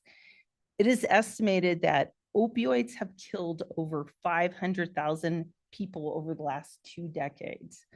So in 2021, nationwide opioid settlements were reached with the 3 largest pharmaceutical distributors, the quote unquote distributors, McKesson, Cardinal Health, and AmerisourceBergen, as well as Janssen Pharmaceuticals, Johnson & Johnson. In 2022, agreements were announced with pharmacy chains CVS, Walgreens, and Walmart, and 2 manufacturers, Allergan and Teva. You may recall also recently you received an email about the Purdue Pharma settlement, which is brand new. Agreements and other defendants are in the process of being finalized, and I want to note it is very fluid on these settlements of negotiations, who pays sooner or later. The total amount of funds anticipated to be expended from the national opioid settlements is over $50 billion. The primary purpose of the funds is to support strategies to combat the opioid crisis, including opioid treatment and prevention. So back home here in Wyoming, along with 33 political subdivisions with populations greater than 10,000, participate in the national settlements. The state and local governments, including Sweetwater County, signed memoranda of agreement called Wyoming MOAs in 2021 and 2023. These established shares of settlement funds with the state as 35%, which is distributed to the Department of Health, and the local government share is 65%. Since 2023, Sweetwater County has been receiving payments that will continue past 2035. The funding has compliance requirements, including performance and expenditure reporting and restricted uses. You may have noticed this morning, I sent you an email of the projected opioid payments to Sweetwater County and the dates. However, that can also fluctuate. So it's for planning purposes, but I want to be clear, it's not set in stone. What is clear is in my summary is that Sweetwater County's local share is 7.64%. And if you look at the total payment to Wyoming, it's 4.9%. It gets confusing when people say of the 65%. So overall, we're getting 4.97% of the Wyoming share. As of the 9th of June, Sweetwater County has received in $1,344,535.16. We receive payments through the directing administrator, Brown Greer. You may hear those names. So there is no specific term to expend the money. But again, I've noted that payments are expected to go through approximately 2038. And then finally, the expenditures to date have been zero. Now, some final notes, and I want to include Chairman West and Commissioner Slaughter and our Chief Deputy, John DeLeon, on discussions we've had. Even though we haven't spent anything, there has been a lot of activity in the background. So we haven't spent any of the opioid funds, but numerous meetings have been held to research options for moving forward. So again, the goal is to develop strategies to abate and alleviate the impacts of the opioid crisis in Wyoming. As some examples, the chairman and I met with the Wyoming Grants Assistance Program through the state budget department for technical assistance about proceeding and networking. NACO has a lot of resources that I've been referring to as well. There is a brand new Wyoming collaborative put on by the Wyoming Department of Health with counties and entities who want to participate for networking. And I will note that the funding is really being overseen between grant managers, clerk's office, and others don't know what they're doing yet. And then there have been two counties, Laramie County and Crook County, who have had already applications for consideration to outside agencies who want to request funding. And finally, I've spoken to our state legislative state office for information as well. So we are proposing an interim process to get going with a formal process, if you will, for the short term. And we would like to have an oversight committee and with a point of contact and with the commissioners who are recommending this. They would like to include the chairman, Commissioner Slaughter, Chief Deputy DeLeon, and myself, with me being the point of contact, since going forward, the expenditures are identical to grant funding. And so we want to be strategic, avoid duplication, and use project accounting for the oversight. Next, we're proposing to try to obtain data through a needs assessment, which is actually the next agenda item. Again, this is to receive information so that we can identify the true needs in Sweetwater County. Also, we would like to have an application and contractual process. And to be clear, we would have an application, and then the commission would be asked to approve those applications for funding. And we would want to make sure the requests have expenditures that are necessary, reasonable, and allocable. This is an important component for compliance.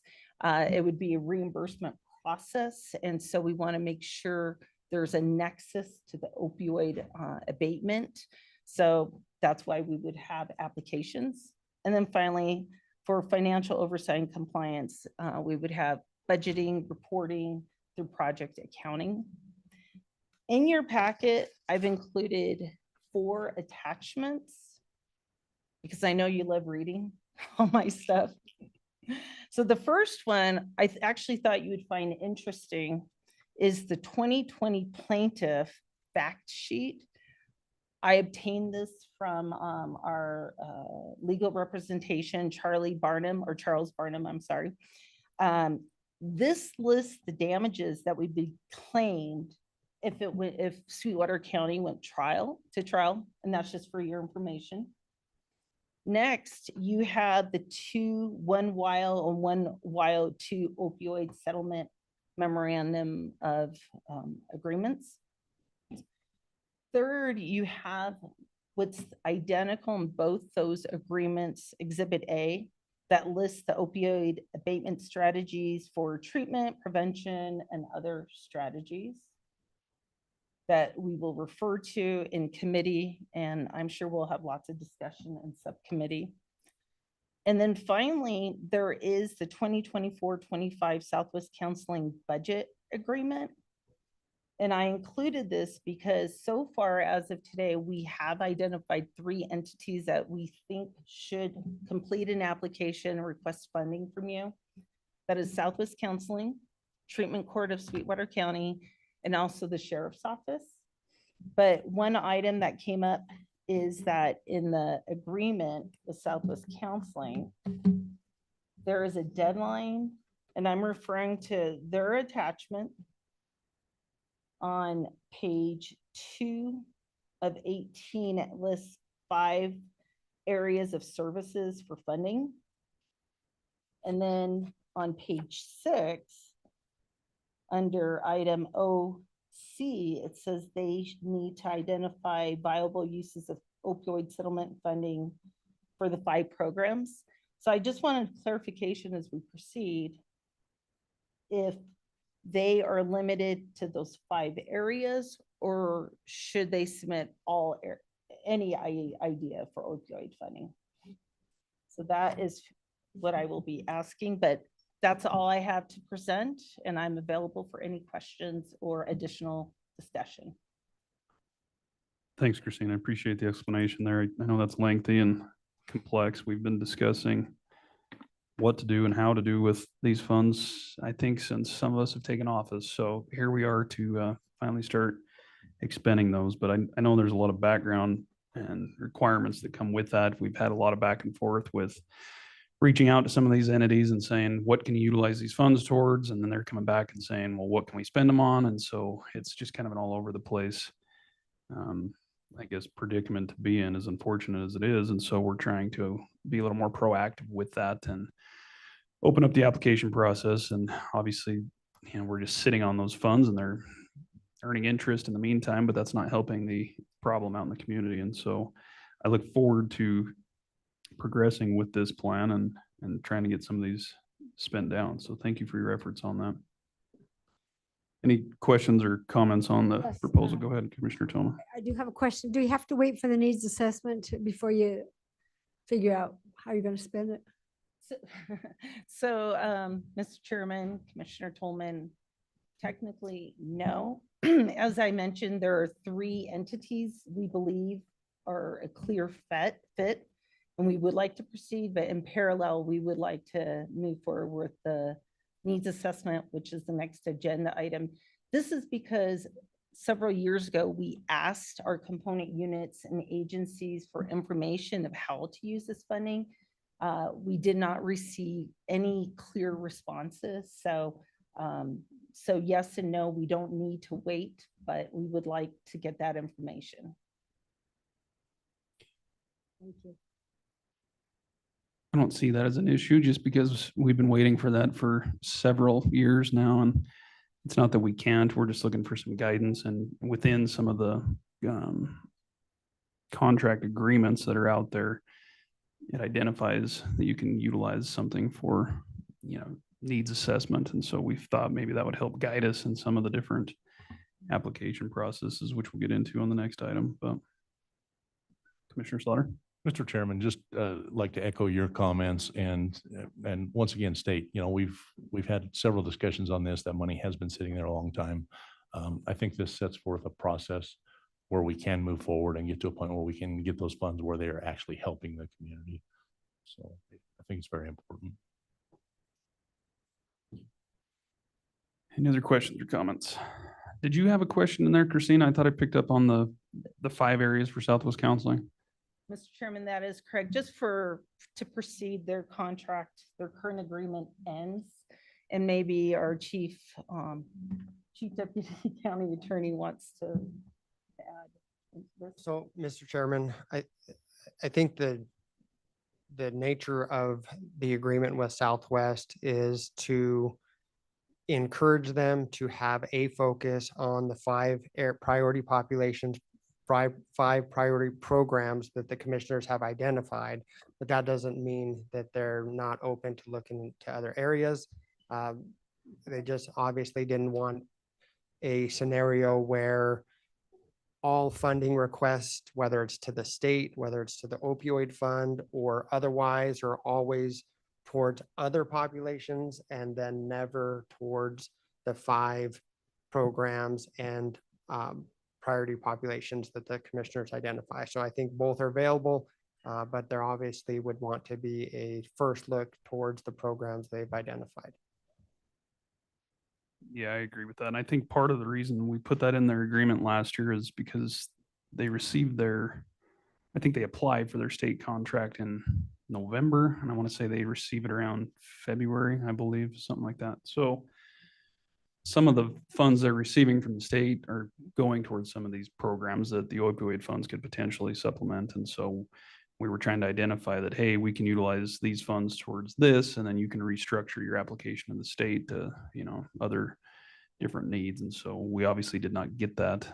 So I think it's good that we're being clear moving forward, and we'll try again. So. And Mr. Chairman, I'll note too, the monthly Wyoming collaborative meetings, one of the goals of that is for them to communicate to local entities how the state is using their opioid funding for new programs and developments so that there is not a duplication or, we want to work in concert, not, duplicate efforts. So. Any other follow-up? If not, that is kind of the proposed plan. So if there's no objections to that, I'd entertain a motion to accept the recommended county opioid settlement funds process as presented. So moved. Motion by Commissioner Slaughter. Do we have a second? Second. Second by Commissioner Richards. Further discussion? Hearing none, all those in favor signify by saying aye. Aye. Aye. Opposed, nay. Motion's unanimous. Moving to the next item, which is item number 4 under tab D, is the approval of the contracting agreement with Corona Insights, and we'll hand it back to Christina. Okay, I better not get you late. So let me continue on. So this is the third item related to the opioids. The County Opioid Committee identified the need to collect community information to develop priorities and strategies to abate and alleviate the impacts of the opioid crisis in Sweetwater County. Corona Insights, who has already completed several needs assessments for Sweetwater County, submitted a proposal to conduct a planning effort that will include to identify goals for opioid reduction and support and address the greatest needs for treatment or intervention. The deliverables for the project are research instruments, reports of findings with full methodology details, and a final report summarizing all data and the results of the prioritization process. So they have proposed an a la carte type of fee schedule. There's 4 types of categories. 1, analysis of community data. 2, interviewing up to 20 key people from the community. 3, a community survey of households. And 4th, a facilitated prioritization process comprised of 2 sessions.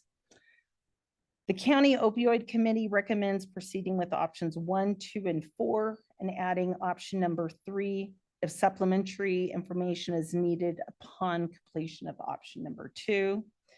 The Wyoming Department of Health confirmed the opioid settlement funds could be used for the needs assessment in accordance with the opioid abatement strategies listed in Exhibit A from the 1WIO and 1WIO2 MOAs. Part 3, other strategies, and I'm quoting that, Section K, leadership planning and coordination.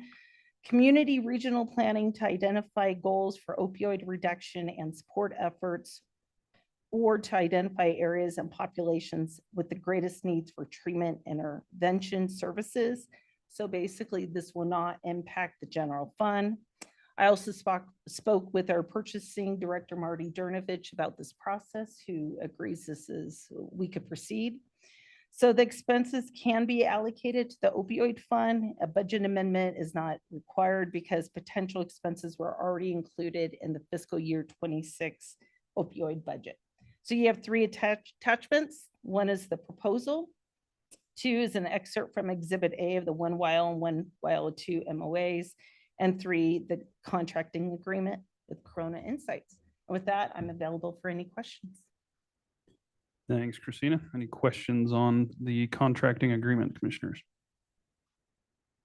Mr. Chairman, one question. In looking at this, on the other sheet that we had in the prior discussion, it eliminated item number 3.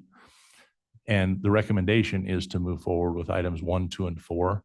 It looks somewhat confusing to me that we're showing the total cost of $62,200 in this recommendation that we would have to authorize at this point in time. Am I correct, Christina, that what we're actually trying to approve is the $32,500 for items 1, 2, and 4, and that we would then later on, if we chose to, fund option number 3? Mr. Chairman, Commissioner Slaughter, the request is to not exceed the total of 124 and to allow the committee to decide if we need to add on item number 3. Thank you for your clarification. Yeah, during some of those discussions, we just felt like item number 3, which was the community survey of households, likely wouldn't be necessary, at least at the beginning stages of it. And obviously that was the biggest ticket item as far as costs. So we thought we'd keep it to the analysis, some of the key people and the presentation, obviously. So that's kind of where we're at, and we can go back and revisit that if need be. Any other questions, follow up?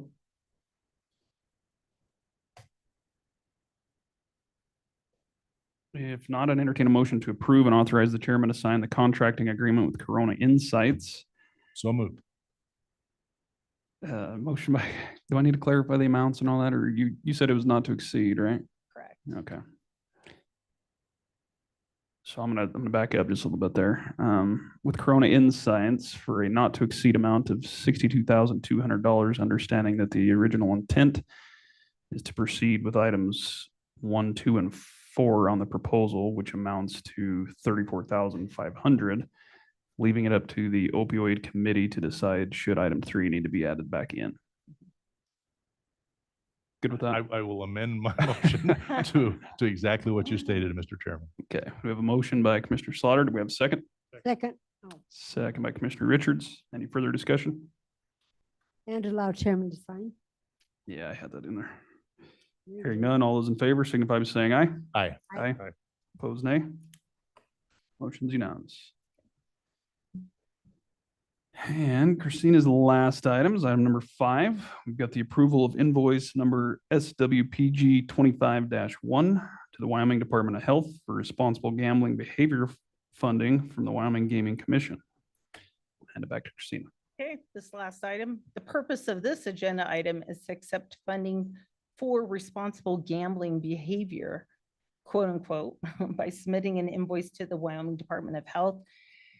In 2021, Governor Gordon signed into law House Enrolled Act number 50, authorizing and regulating online sports wagering, considered the Online Sports Wagering Act. In accordance with Wyoming statutes, each month sports wagering operations remit 10% of online sports wagering revenue from the prior month, and $300,000 of this total amount is appropriated to the Wyoming Department of Health. They distribute the funding to counties based on population estimates of individuals 18 years and older. It must be used to prevent and treat problematic gambling. So for fiscal year 25, Sweetwater County is eligible to receive $27,523.02 that would be added to the county's Fund 270, problematic gambling with prior year payments. So, Mr. Chairman, Commissioners, the total collected with this payment would be $98,044.52. So that number for this 2025 payment includes unclaimed funding from other counties from the prior year. At present, no expenses have been incurred in the problematic gambling fund.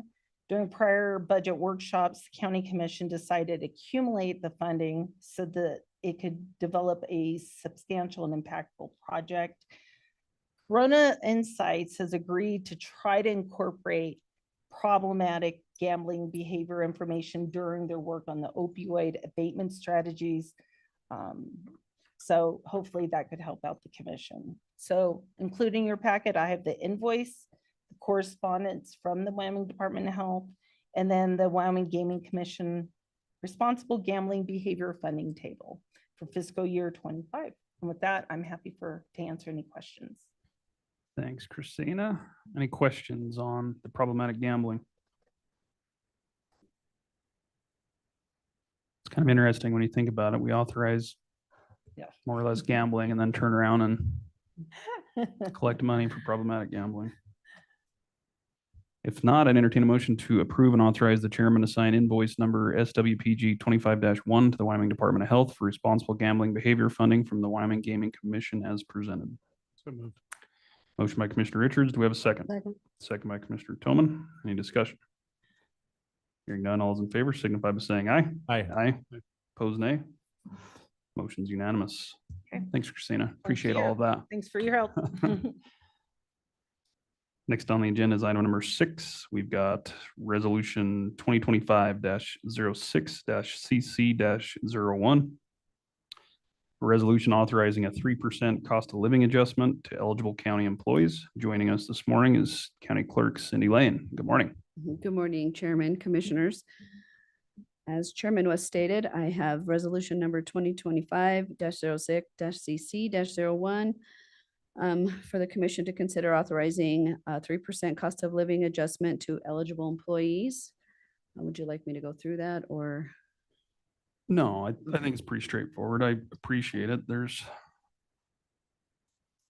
This was a plug number we put in, I think, the very early stages of budget discussions, and that plug number has remained. And I believe it's going to continue to remain. So I know Commissioner Richards had some comments he wanted to make on it. Mr. Chairman, I think this one's a little bit premature. I think we would be better served to table this until we have actually adopted our budget and then take guidance from the budget that we finally adopt. If we were to approve this today, we would be approving a wage increase that would be effective on the first payroll item in July. And we don't even have our budget yet for 2026. So I would recommend that we table this until July and make any changes effective to the pay periods that start in July. This one would affect the June payroll. And again, I just think it's premature. So I guess I'll make that as a motion. I move to table this resolution until the first meeting in July. You got a motion to I would second, Mr. Chairman. table resolution 2025-06-CC-01 by Commissioner Richards. We got a second by Commissioner Slaughter. Discussion. Mr. Chairman, I tend to agree with Commissioner Richards. I assumed, and we know where assumptions get us, but that we would have our final discussions in our budget talks this afternoon, and that we would finalize this cost of living adjustment at that point in time. So I think it would be appropriate to have our final budget discussions and appropriate the budget for fiscal 26 before we do this. Yeah, no problem. I think it's good. We're prepared. We're ready to go with it. Payroll is always from the month prior anyway, so we can still make it effective July 1, and that'll pay out at the end of July, or I guess the 1st of August anyway, so we're ahead of the game, but I think we're all in agreement that it'll probably remain. It's just that we need to actually adopt our fiscal year 26 budget first, so. Is there any more discussion on that? If not, we do have a motion and a second on the table. All those in favor of the table signify by saying aye. Aye. Aye. Opposed, nay. Motion's unanimous. Thank you. Thanks, Clerk Lane. Next under tab B is item number 7. We've got the request for approval of resolution 2025-06-CC-02. A resolution setting the salary for part-time deputy county coroners and a request for the approval of an employment contract for a deputy county coroner. And joining us this morning is HR Director Gary McLean, and we'll hand it over. Good morning, Gary. Morning, Mr. Chairman, County Commissioners. Couple items before you to address some issues with the coroner. As you know, these folks have been extremely busy. We try to set up a system where experienced person can work with part-time or seasonal person to perform the duties of the coroner. The coroner's identified an individual, a couple individuals actually that are interested in doing this work, since none of the county commissioners had volunteered. State statute for county coroners requires that any deputy coroner's salaries be set by resolution. And so in order to keep those clear, after working with the county coroner, there's a need for 2 positions. One is, I called them Deputy Coroner 1, and the other I called Deputy Coroner 2. One is for $1,000, one is for $500 a month. And these are positions that provide coverage, fill in, supplement their need. In the past, they've tried to do this with some law enforcement officials, which is okay for transportation, but they can't perform any of the other duties of coroner. There are some fairly rigid requirements for coroner deputies. They have to be certified through the Peace Officer Academy. They have to go to coroner basic. They have to do continuing education. And so, as you might imagine, it's difficult to get people to do that. Found some folks that have expressed interest, that have done some ride along with them and are very familiar with those roles. I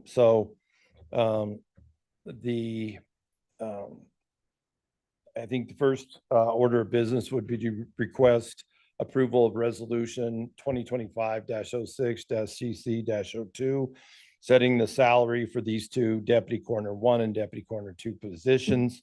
And then I'll address the contract for the one that we have in front of us now, if that's okay.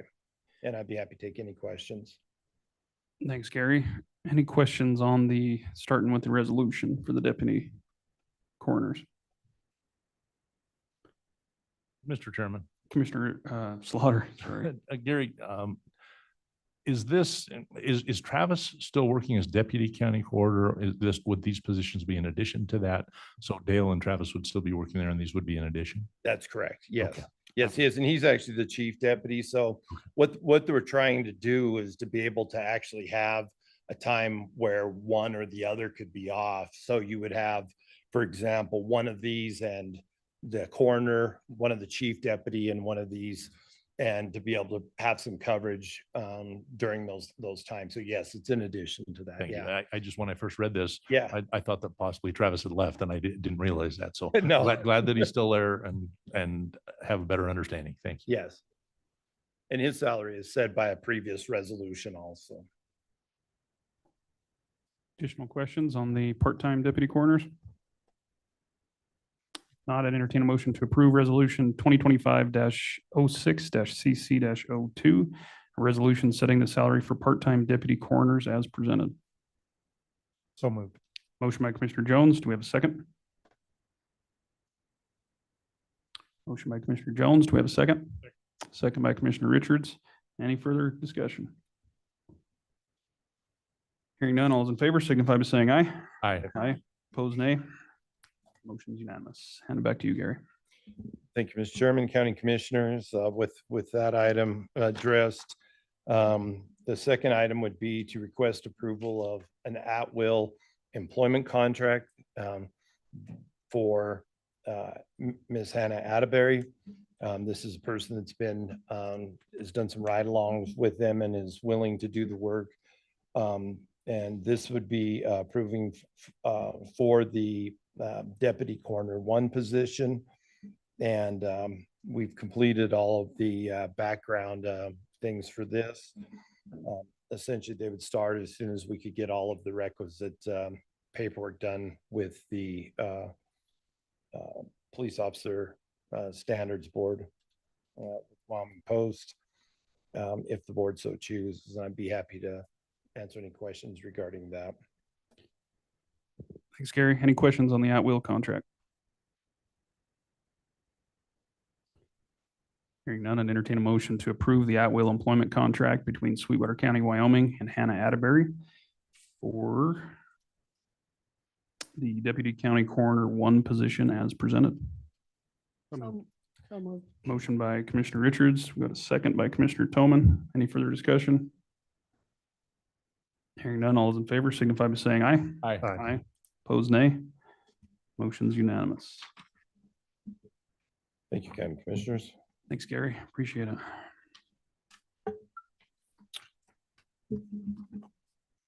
Next on the agenda, under tab D, we've got item number 8, which is the request for approval. Struggling with that one today. Resolution 2025-06-CC-03, which is a joint resolution to update interstate signage for the Wilkins Peak Mountain Bike Trails. Joining us today is Sweetwater Mountain Biking Association Representative Mark Cowan and a guest. And good morning to you both. Good morning, Chairman, Commissioners. I'd like to introduce Charles Whitaker, President of Sweetwater Mountain Biking Association. Today, we bring before you a resolution to alter the signs on the interstate. The signs are actually put up by YDOT, and the sign currently has on there the Whitewater Park and the museum. There's only 2 things that can be put on those signs, and basically what they are is community interest spots to attract attention to travelers traveling down the interstate.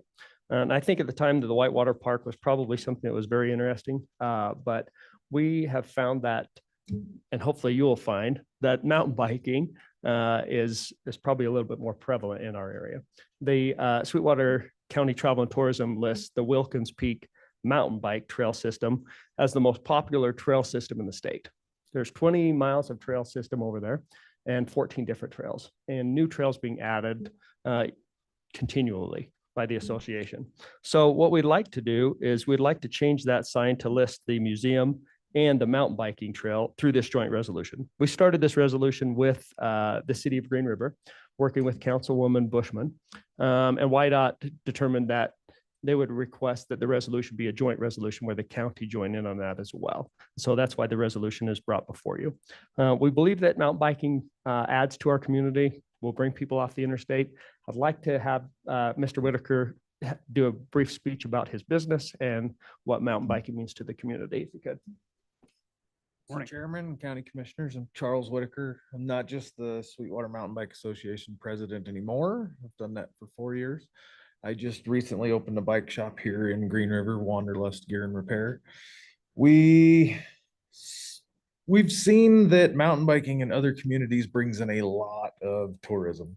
There's nothing here that really advertises it on the interstate, which we see as something that a lot of bikes on the back of cars traveling to Park City, traveling to Moab from Yellowstone and Jackson, all these are passing through, and there's currently nothing that says, hey, you can stop here, ride your bike.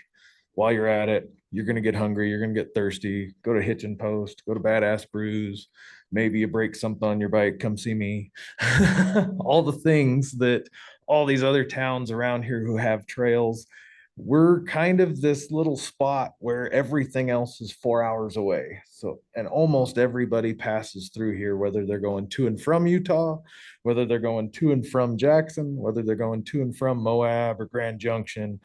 We're this spot where we already get a lot of people who stop off just because they happen to have the apps that tell them there are trails here. And the club really tries to make sure the trails are on the apps like Trail Forks and Strava and REI's MTB project. All of these have them. Hikers use them, bikers use them, equestrian, horseback use them, but we're not really bringing anybody off the interstate yet. And that was kind of the goal. It was actually Brenda Scores brought this to me when I was elected president, and she had been wanting to make this change for a long time, with her and Brent being the biggest part of this club for a long time, and got a hold of Mark and he helped me get it to where it is now. So here we are. Very good. Also, commissioners, there is a small fee that will be required to pay for the replacement of the sign by YDOT. Can be anywhere from $1,000 to $6,000. The association has applied for a grant from Travel and Tourism, and they are assured by the Travel and Tourism group that the grant will be funded. It hasn't been approved yet. If not, the association will fundraise to pay for the fee. So there won't be any charge to the county or the city for the replacement of the sign. Nice work. I'm in the wrong business if that costs $6,000. I hear you. Any questions or comments on their proposed resolution, commissioners? Mr. Chairman, Mr. Slaughter. Just a comment, and this, having been advertised, I had some comments with respect to the change on these signs. And the question was, would it be potentially more appropriate to have the Green River Greenbelt advertised? I don't know that that's the case. I just wanted to bring forth that was a comment that was made to me. It looks as if you have had significant discussions. You've talked with the city about this, and I think it's a worthwhile item to put on our signs. Would there be a potential for, I notice it says that there can only be a sign within 5 miles of an interchange. Are there other locations where it would be possible to potentially identify the Greenbelt as another attraction here? Do you have any idea? You know, I don't, Mr. Chairman, I don't know about, on the interstate, I know that the signs they only allow 2 things. And so you could choose to get rid of the museum on there if you wanted to and go with the Greenbelt for a time, you know. But as far as on the interstate, it's just those 2 things at that exit within 5 miles. I just wondered if there was another exit that would be appropriate potentially. Do that on the opposite end of the city or something, or yeah, but not that I'm aware of. Just that it was brought up to me, and I wanted to bring that to the board's attention, that there was some other discussion on this. Thank you. I appreciate that. One other thing, the resolution that was published did not include both exits. There is signage for both exits. And so I do have an updated resolution for you to sign today that would include exits 89 and 91. Okay, that was the other. Okay, thank you. There you go. Additional follow-up or questions? If not, I'd entertain a motion to approve joint resolution number 2025-06-CC-03 and authorize the chairman to sign. Motion by Commissioner Richards, second by Commissioner Jones. Any further discussion? Hearing none, all those in favor signify by saying aye. Aye. Aye. Opposed, nay. Motion's unanimous. Thank you. Both. Appreciate it. And good luck with your business. Thank you. Next up under tab D is item number 9. We've got a request for the approval of a contract with the Wyoming Supreme Court for the treatment court support, and the request of approval for an employment contract with treatment court for their coordinator position. I'll hand it back to Gary. Thank you, Mr. Chairman, County Commissioners. Chairman, I want you to repeat that again faster if you could. Yours are always the difficult ones. So again, two items that are important here. As we've discussed with the board, the treatment court is going to, subject to the approval of these agreements, move under county management and report directly to me July 1st. We've been busy getting things like the budget established, the agreements changed over and things like that to be ready to do that. I appreciated Christina's presentation on the treatment court, because obviously the main focus of treatment court is to address substance abuse, high risk offenders. an attempt to keep folks out of prison and get them into productive work in society. So we'll be working hard with them. The first agreement is agreement with the Wyoming Supreme Court. In effect, what they've done here, because this agreement was approved for the biennium, which we're halfway through, is to transfer all the rights and responsibilities formerly of the Treatment Court Foundation to Sweetwater County. So the agreement remains exactly as it was. There's no amendment to that. The addendum to that transfers all those rights and responsibilities to Sweetwater County. That seemed to be the cleanest way to do that. Again, just a reminder for the board, the funding has already been approved through the end of this biennium. And so we're busy putting processes in place to make sure that this program is successful. We worked closely with Kurt at the Wyoming Supreme Court, who's our liaison for contracts and funding issues. He had gone through this similar migration from a nonprofit entity to county government. So he was instrumental in helping us get these amendments done in a timely way so that we were ready for July 1st, which will then allow us, of course, to be reimbursed those expenses as they occur for the month of July. So with that, I'd be happy to take any questions the board may have, and look forward to moving ahead with the program. Thanks, Gary. Appreciate that. Any comments or questions on the amendment? Where is this person housed? Thank you, Commissioner Tolman. This program has been at the Justice Center for many years. So if you go in like you're going to the courts and turn right, it's on that immediate end. There's offices down, I guess that would be on the north end of that hallway in the Justice Center. So there's no change or movement of locations or anything. It's just, it's going to change the management structure of the program. Thank you. Additional questions, comments? Now I'd entertain a motion to approve Amendment 1 and the assignment and assumption agreement to the Treatment Court funding contract by and among the Wyoming Judicial Branch, Treatment Court Foundation of Sweetwater County, and the Sweetwater County Board of County Commissioners, and allow the chairman to sign as presented. So moved. Motion by Commissioner Jones. Do we have a second? Second by Commissioner Richards. Further discussion? Hearing none, all those in favor signify by saying aye. Aye. Aye. Opposed, nay. Motion carries unanimously. And we'll hand it back to you, Gary, for the employment contract. Thank you, Mr. Chairman, County Commissioners. Next item to sort of finish out implementing this program is to move the treatment court coordinator position over to Sweetwater County.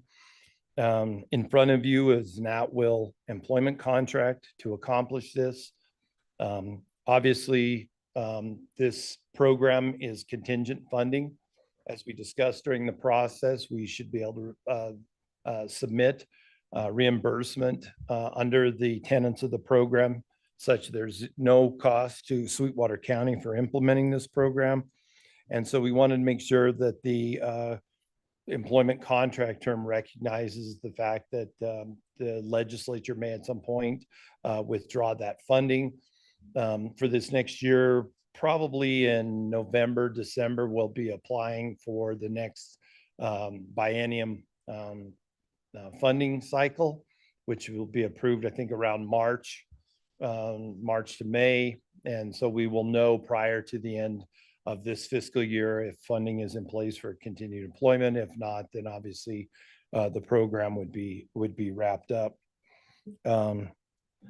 So this is, again, an at-will employment contract for Ms. Kayla Capers, who's the current treatment court coordinator, to make her a county employee subject to the terms and conditions of the at-will employment contract. Very good. Questions or comments on the at-will employment contract? Signature here.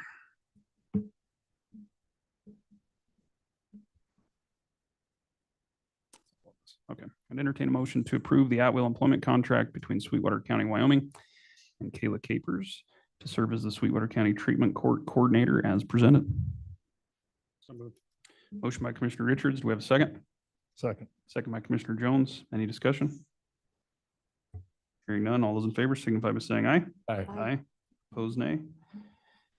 Motion carries unanimously. Thanks, Thank you Gary. very much. Appreciate Yeah. it. Look forward to reporting back on you as we move forward with that. Yeah, we appreciate you taking that on and look forward to the success ahead. Yeah, thank you. Next on the agenda is item number 10. We've got the award of the County Road 101 Big Sandy Culvert Lining Project. And joining us this morning is Public Works Director Gene Legursky. Morning, Gene. Thank you, Mr. Chairman, County Commissioners. What you have before you is award of a bid for a culvert lining project up on Second North in Farson.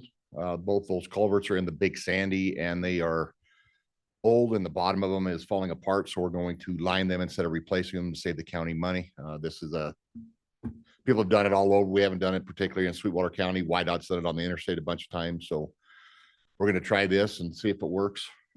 It's actually a really good product. There's multiple products out there. It's been tried and true over the last 30 years. So outside of diverting the water through one culvert and doing one culvert at a time, letting it cure and going back and forth between the culverts, there's really nothing done. The road will be closed for a short amount of time. However, way shorter than if we were to dig up and replace both 9-foot culverts ourselves. Well, the creek is low now, so the creek is running low. so Yeah, it they'll might probably make it be in easier. July or August, even later, so it's even lower. Tolman Ranch is hogging all that water, you know. You know, there's not a whole lot of water in the Big Sandy or Little Sandy to hog this year. That's The a fact. reservoir would be spilling if it would have been the old spillway, Mhm. so it's full. It's full. Yeah, and this one's controlled, you know, we're downstream of that, so it's controlled by that, but it's still, we'll wait until July and August when it gets warm and more water gets pulled out of there. So it'll be easier to divert. Is it a liner or a spray? Spray, it's a, yeah, it's actually a spun mortar that's in there. They go in and actually repair the areas that are degraded so far that there's holes in them. And then they actually go in and mortar all those and then they actually spin the liner in there. Part of schedule, alternate schedule A is that's a corrugated metal pipe. So it's a 3-to-1 corrugation is what we call it, 3 inches, 1 inch deep.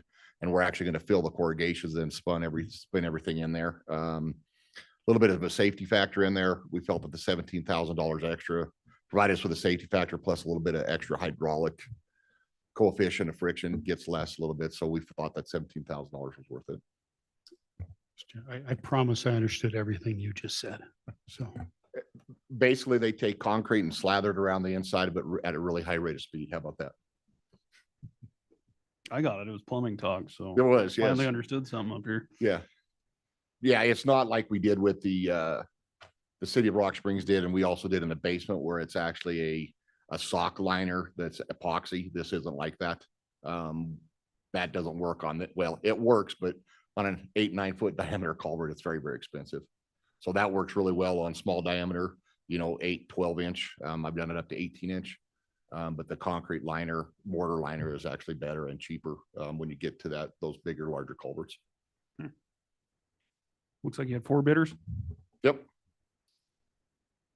Questions on the culvert lining project, commissioners? Fine, they came in under the engineer's estimate, so kudos to that. That was a shot at Gene, just kidding.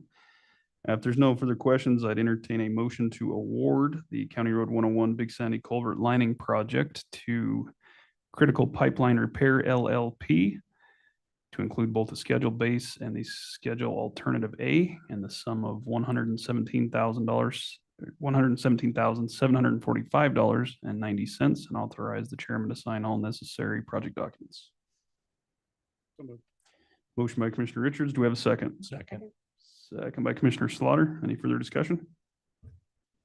Hearing none, all those in favor signify by saying aye. Aye. Aye. Opposed, nay. Motion's unanimous. Thanks, Gene. Appreciate it. And next on the agenda is item number 11. We're a little bit ahead of schedule, which is always a win. We've got the Memorial Hospital of Sweetwater County Annual Report to the Board of County Commissioners. And joining us, you guys good going early? Okay. We've got CEO Irene Richardson here, as well as some staff and board members. So good morning to you all. Good morning, Mr. Chairman. Good morning, County Commissioners.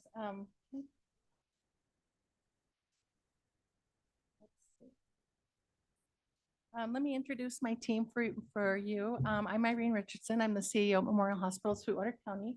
With me, I have our board president, Barbara Sawada. I have Tammy Love, our chief financial officer, Cindy Nelson, our chief executive officer, and Marty Kelsey, and he's our board of trustee treasurer. And thank you guys for allowing us to present to you here today.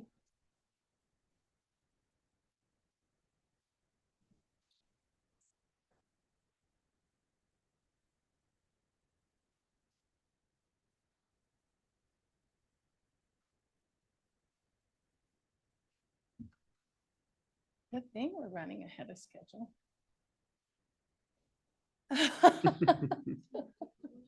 It's coming. I do have some handouts for you, but I just wanted to do the PowerPoint. Here we go. Okay, can you see that?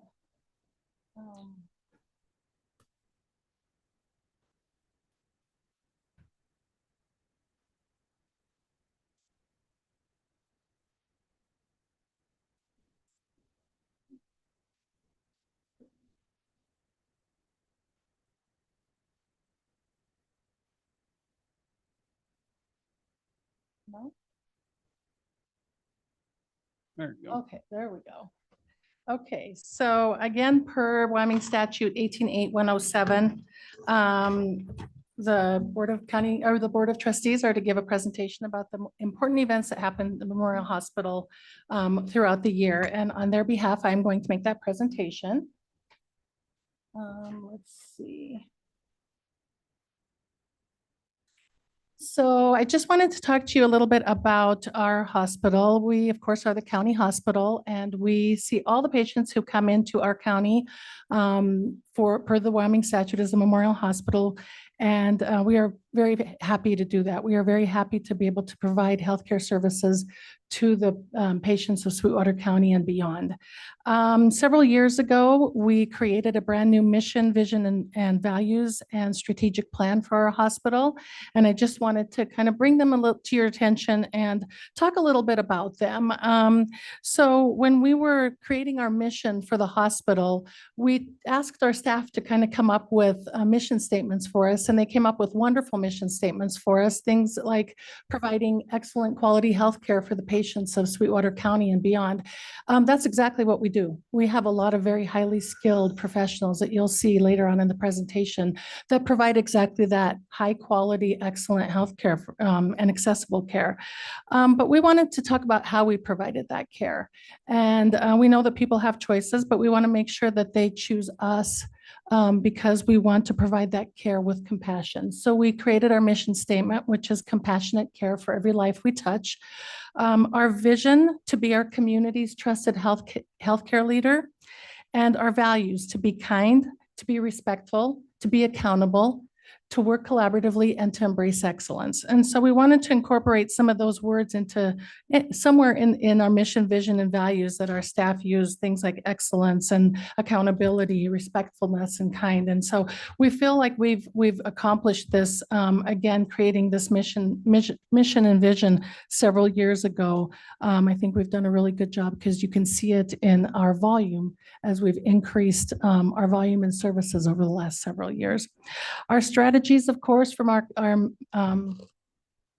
strategic plan, we're focusing on our patient experience. We want to make sure that our patients, their visitors, their families have a good experience when they come to our hospital. So we have goals set around each one of these pillars, and we're very proud of those. We monitor those monthly and we report them to the board so that we can make sure that we are strategically meeting those goals. Quality and safety, obviously, we want to make sure that we provide quality, safe healthcare, safe for our patients and safe for our staff. Again, we have goals within those that we set for ourselves, and we review them monthly and then also with our board. Community services and growth. Of course, we can't provide all the services here in Sweetwater County, but we do provide as much as we can. And you'll see a little bit later on the different services that we provide at the hospital. We want to be good community partners. We're here for the county, we're here for the community, and we want to make sure that we provide good, accessible care for our community. Employee experience, we want to make sure that our staff has a good experience working at the hospital. We employ over 600 staff members, and we continue to grow. We take special care to make sure that our staff has a good experience, because when our staff has a good experience working at our hospital, then our patients have a good experience. And then financial stewardship. And you can see in our financials that, several years ago when we created these strategic pillars, we put financial stewardship at the end because we strategically said if we provide a good patient experience, quality, safe healthcare to our community and the services that our community needs, and then also a good employee experience, our financials will show that. And we have seen that over the years. We have seen an increase in our financial position over the years, which allows us to be able to invest right back into our staff, into the facility, equipment, the community. And so it's really important to us that we are able, any cash flow that we get from operations goes right back into the organization and right back into the county. So a little bit of what we do. So we are a licensed critical access hospital. Several years ago, about 2.5 years ago, we actually were looking for some guidance on whether or not we should buy or lease our Da Vinci robot. One of the surgeons came to me and said, can we get the Da Vinci robot? It was a way for us to be able to, again, bring more services to the community and also recruit physicians, because a lot of the physicians coming out of residency wanted the Da Vinci robot. So we asked our auditors if they could give us some projections on whether or not we should buy or lease that. And that was in January of 2023. When they came back, they said, you can either buy it or lease it. Your financials will be able to support that. But after looking at your financials, we think you guys should become a critical access hospital. And they said that it basically is a payment system, a reimbursement methodology for Medicare patients. And they talk about being paid on our cost to charge ratio rather than on the prospective payment system, which is basically a DRG payment for the inpatients and then a fee schedule for the outpatients. They said that variance in payments would be about $9 million a year for us in cash. And so we said, let's look into it. Let's look into the pros, the cons. Let's see what this means for us. So we did a lot of diligence. We definitely did our due diligence with this. We brought in our medical staff. We asked our medical staff if they could give us some guidance on what they thought about that. We talked to the Wyoming Hospital Association and asked them what they thought. And it took us about 2 years to research it fully, to decide if this was the best thing that we can do for our community hospital.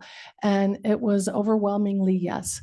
It was not going to be a change in any of the services that we provide. It was just going to be a methodology for reimbursement for the hospital that could sustain this hospital here for many, many, many years to come. And I definitely think it was the right move. Again, just making sure that we asked all the players, making sure that we said, is this the right thing for us to do? And we got the medical staff buy-in. We got the Wyoming Hospital Association buy-in, and also the state buy-in. The state was very, very helpful, very, very supportive of this. And we're very, very excited. We can see this impact now. We got our provisional license to be a critical access hospital on October 1st, 2024. And we've been operating like that since then. And as you can see, there's been no change to the services that we provide. We're very proud of the services that we provide at the hospital, and we're very proud of this change. And again, it is just something that's going to be able to ensure that we can invest right back into the organization. Again, the building, the facility, the grounds, the equipment, the staff, our patients, everything will go toward that from these proceeds from this reimbursement. So again, we're very, very excited that we made this move. And again, with the support from the state and the Wyoming County Hospital Association, we moved forward with that. The inpatient units that we have at the hospital, of course, our med surg unit, our ICU, and our OB and nursery. Those are the beds that count toward the critical access bed count. It's 25 beds. We went back probably at least 15 years to look to see if we ever exceeded that limit, and we had not. Our census just does not show that we exceeded that limit. We don't expect to exceed it, mostly because in the healthcare industry, basically things are moving toward the outpatient setting. In our revenue and our financials, we can see that about 25% of our revenue is inpatient and about 75% is outpatient. So where patients used to stay in the hospital for maybe a week, now they stay a day. So we have 25 beds between the med surg, ICU, and OB, and then we have the ability to have 10 observation beds as well. So as a matter of fact, with critical access and the way that we've built this, we still have room to grow. So we're very excited again about this. We're also excited and very grateful that we're able to provide OB services and maternity services for basically the entire southwest corner of the state of Wyoming. There have been a lot of hospitals around us, Rollins, Kemmer, and Evanston, who have closed their OB and their maternity services. And so really, you know, we're the only ones on the I-80 corridor until between Salt Lake, Rock Springs, and then Laramie. And so we've done our diligence in making sure that we keep those services here for our patients. We've seen an increase in the number of births that we've had. And we are, again, it's good for the community whenever things like that happen. You know, you kind of worry about how that will impact the community, but we're committed to making sure that we keep the maternity services open here in Sweetwater County. And again, thank you to the commissioners for approving the remodel for the OB unit. You guys approved that a couple of months ago, and we're greatly appreciative for that.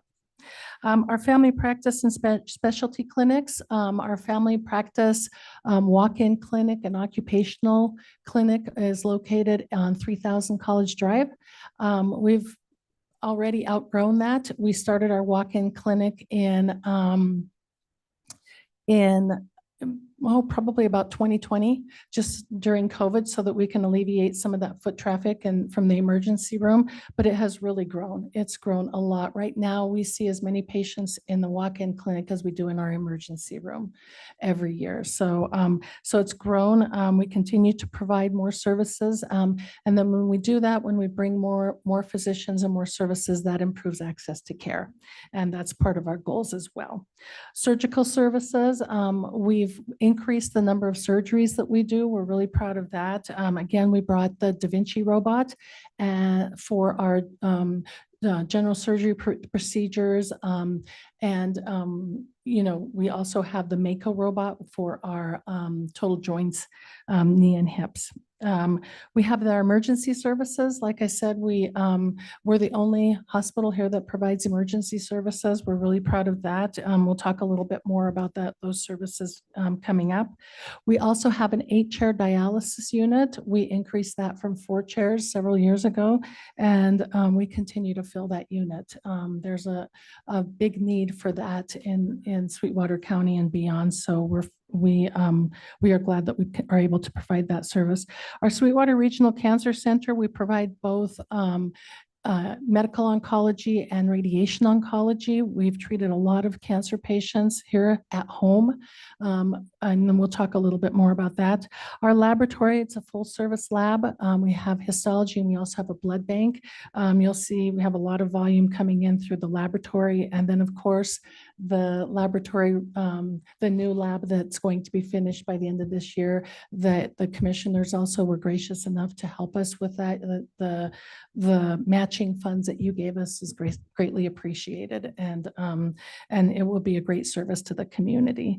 Medical imaging and radiology, we have all the modalities in medical imaging. We have X-ray, we have ultrasound, we have digital mammography, the large bore MRI, CT, ultrasound, echo, cardiology. We have a full service medical imaging unit, physical, speech, and occupational therapy, respiratory and cardiopulmonary, cardiac rehab.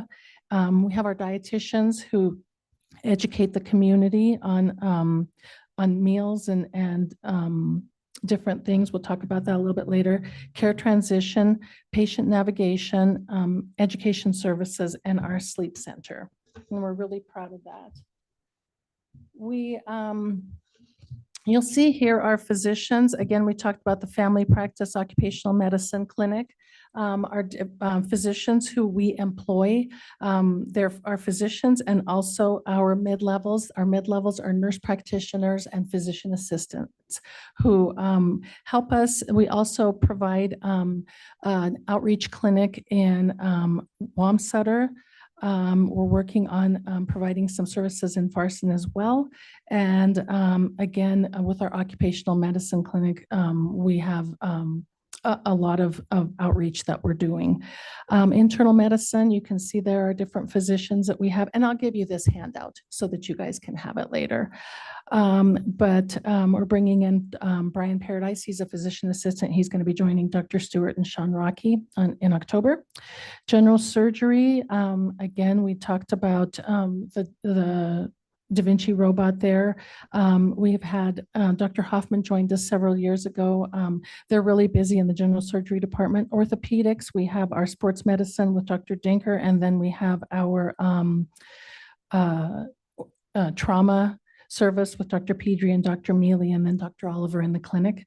We have ENT and allergy. Again, with our OB/GYN, we've been able to bring in several physicians to join Dr. Catan, Dr. Wheeler, and Starla Leet, and also Emily James. We've brought in Dr. Holt, Dr. Veronese, and Dr. Hernandez so that we can make sure that we have accessible care for our maternity patients and our GYN patients. We have urology. Dr. Christensen is the only urologist here in this area as well, and he is extremely busy. We have pulmonology, nephrology. Obviously, we have nephrology for dialysis and clinic. Again, our radiation and hematology physicians, our hospitalists who are employed by the hospital, and also anesthesiology who is employed by us. We have our pediatricians. And then we also have our pediatric hospitalists who are employed by us, and then our two providers at the walk-in clinic. We also have some of our family medicine providers that come and do some supplemental help at the walk-in clinic because it is extremely busy. Some days we have maybe over 100 patients in the walk-in clinic, and our family medicine physicians are able to help there. Next, I'd like to show you a quick video. Oops.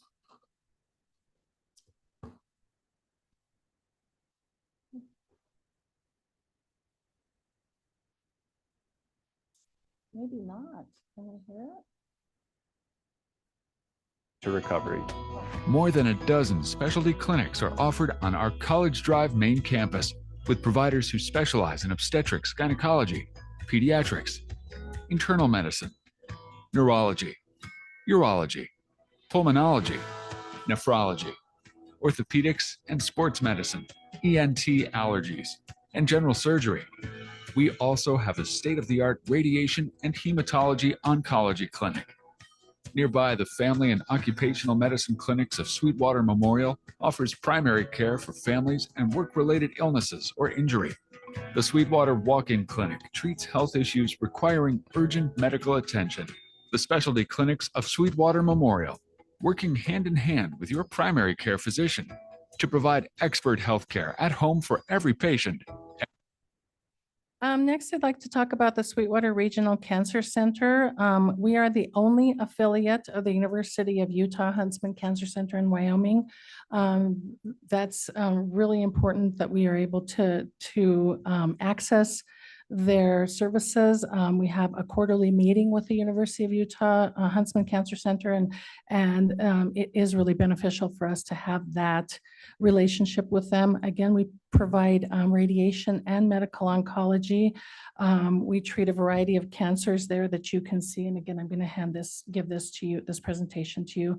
And we do have the state-of-the-art equipment here for treatment at home. And I know that we continue to grow in those areas in the cancer center, which is good so that people, our patients of Sweetwater County can have that accessible care here at home. Our University of Utah affiliation, we've been affiliated with the University of Utah since 2012. University of Utah, we contract with them to provide our emergency room physicians in the emergency room. So they bring us 8 full-time physicians and fellows. They rotate annually. We also have 24 nurses, 3 nursing unit admits, and 3 techs. So it's a fully staffed emergency room. And again, the physicians are contracted through the University of Utah, and and that helps us, with transfers and everything, and it works really well for us. The other services at the University of Utah helps us provide the telehealth services, including telestroke, teleburn, and tele-ICU. Those services are utilized by our hospitalists, and they contact them in an effort to be able to possibly keep patients here so that patients can get their treatment from home. When that telehealth service allows us to do that. We have a clinic that the University of Utah leases space for cardiology, maternal fetal medicine, endocrinology, and dermatology as well. Our continuity of care, we have a great care management team. They include case management, care transition, and social work. Whenever we transition a patient who has been an inpatient in the hospital back to home or back to post-acute care, maybe in a nursing home or a long-term facility, we want to make sure that transition is a good one for them. So we have staff in there that helps them. We want to make sure that when they have the post-acute care, they make sure that they make their follow-up appointments so that one of our measures that we track for our quality measures is readmission rate. We want to make sure that our readmission rate is low and that these patients are well taken care of wherever they go post-acute care. And we have a great team there. Our patient financial navigation team is amazing. This is a program that we started several years ago. It basically helps patients set up payment plans, find cost-saving methods for treatment, improve access to healthcare services that patients need, things like free medication, replacement medication, also, assistance with copay, insurance coverage, maximization, and things like that. We help patients apply for Medicaid and Medicare. It's kind of daunting sometimes, but we have services to provide that. And again, this benefits the entire community when we are able to get our patients to get insurance coverage, whether it's through Medicaid or Medicare or the Affordable Care Act plan. We are able to help other organizations as well. It's really taken off. As a matter of fact, the Wyoming Hospital Association is wanting to do kind of a presentation to all the hospitals, because it really is a beneficial tool for our patients in our community. And patients are so grateful when we're able to help them get that care and get that insurance, get those free drugs and things like that. Our registered dietitians, we've done a lot of work in the community, a lot of presentations, and a lot of patient visits with registered dietitians. Again, that's one of our goals in our community services pillar, is to be able to educate the community on diabetes, ways to be able to manage their diets and things like that. So our dietitians are amazing. Chronic care management, it's another service that we provide so that we can make sure that patients are able to get treatment. Again, so that we can, in an effort to help patients stay well and give them the care that they need. Also education, as much as we possibly can. We do BLS, ACLS, we do that for the community, and anybody who needs that for the college, for as much as we can, we try to educate the community on their health care. And again, those are goals that we have in our strategic pillars. On some of the community services that we provide, we do annual sports physicals, health and wellness screenings at the hospital. Please, if you'd like, come and join us every Tuesday and Wednesday. We offer health and wellness screenings at a greatly reduced price. It's just walk in if you're interested in that. We also do provide health screenings for different organizations in the community. We go to them, we provide those services to them, and we continue to get more and more. Our flu clinics and health fairs for businesses and agency, we provide that as well. Our Wamsutter and Farson clinics, our occupational medicine services for the industries around the community, our lunch and learns that we provide for our patients and staff and community, and then our additional classes, CPR, Stop the Bleed, Mommy Meetup, and prenatal education, to name a few. So those are some of the services that we provide. I also wanted to talk to you a little bit about our Memorial Hospital of Sweetwater County Foundation. So the mission for the foundation is to promote exceptional healthcare experiences through financial support of Memorial Hospital of Sweetwater County. The foundation's goal is to raise money through various avenues, including grants, private donations, planned giving activities, employee contribution campaign, and community events. We have been awarded several grants. We're awarded our in the Cancer Center equipment from the Helmsley Charitable Trust Foundation, Susan G. Komen and Wyoming Community Foundation. We're very, very grateful for the equipment that and the help in this that these charitable trusts have been able to give us. And this helps us provide care to the community, especially in the Cancer Center, our digital mammography unit, our linear accelerator, our CT simulator in the Cancer Center, again, just helps us provide these services to the community. And we are very grateful for that. Some of the things you can kind of see some of the things that the grants that we've been able to write through the foundation. They are the 501c3, so all the money comes in through them and then comes to the hospital. And you can see a lot of these grants that were written that we were successful in getting. Those were some of the some of the CARES Act funding that we received. And again, I'll send this out. I'll hand this out to you. We have copies of this. Another wonderful donation that we received was the Waldner House. This was named after the family who made a significant donation to purchase the home. It is at 305 College Drive, and it provides basically a home away from home for the patients who come to Sweetwater County to get things like cancer treatment, even services like maternity services when they come from out of town. We're able to put patients and their families, patient families in the Waldner House. We do have a lot of donations from the community that have been given to us to enhance the house, and we're very grateful to the Waldners and to the community for us to be able to provide that. Here's a quick video on the foundation really fast. When surgical intervention is needed, call on the expertise of the General Surgery Clinic of Sweetwater Memorial for routine and complex procedures. Using the Da Vinci robotic system, our surgeons are able to take a more precise and minimally invasive surgical approach. Trust your care to Dr. Brianne Crofts, Dr. Augusto Jamias, and Dr. Kyle Hoffman.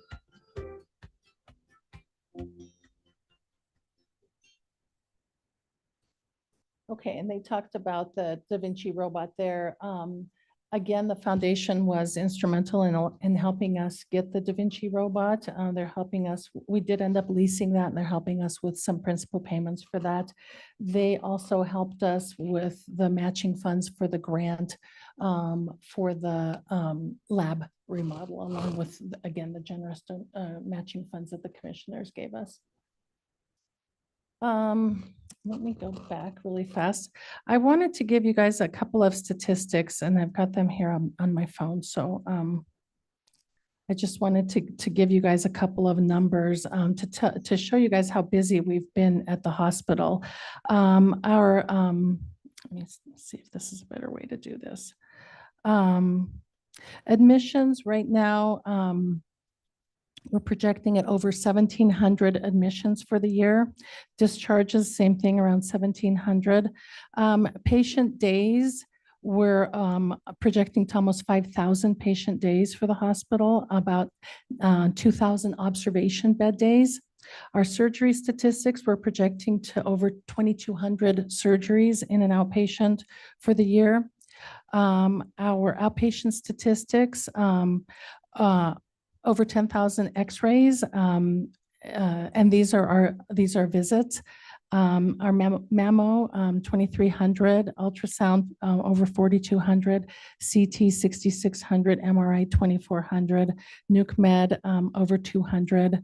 Our laboratory, over 48,000, histology, 1,600, and then respiratory, over 2,500, cardiovascular, over 5,000, cardiac rehab, over 3,200.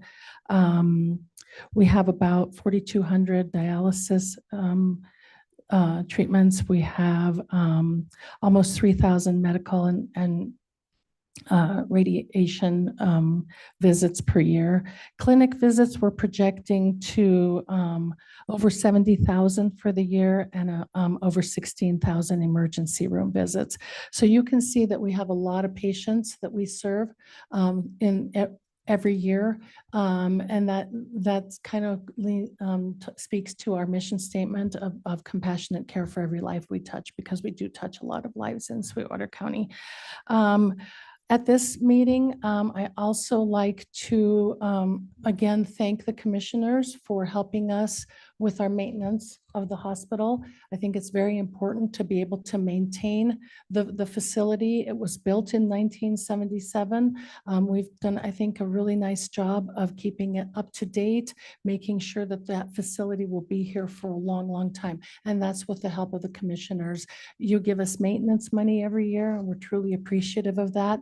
We will also be handing out a reconciliation of all of the funds that we spent for all of the things that we use that maintenance money for, just to be accountable to the money that you give us. And again, we'll be handing that out.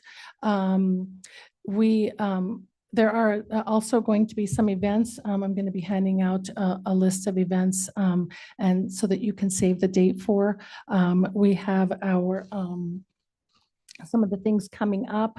We have for our foundation casino night, that is on August 22nd. If you're available, please join us. We also have our Red Tie Gala on February 7th of 2026. If you guys are able to join us, we would really be appreciative. And again, some other additional events that I'll be handing out as well. And then I just really wanted to give you a quick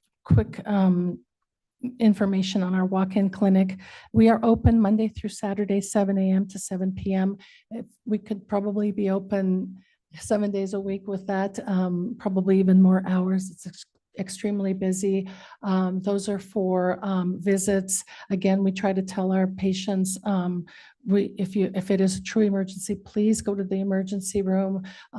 Things like if you get stung by a bee, come to the walk-in clinic. If you get stung by the whole hive, go to the emergency room, things like that. But we are here again. Our goal is to provide that compassionate, accessible, quality, safe care here at home in Sweetwater County. And we aim to do that every day. Really quickly, I do want to again thank our commissioners for all of your support. We want to make sure that we're doing what we are supposed to be doing as the county hospital. I want to thank Taylor for being our liaison. And then if you just give me a few minutes to thank and recognize Barbara Sawada. She is, sorry, Barbara, that wasn't on script. Barbara is, we had our last meeting with Barbara at the beginning of the month. She is going to, she's taking a break from our board. And so we just wanted to thank her.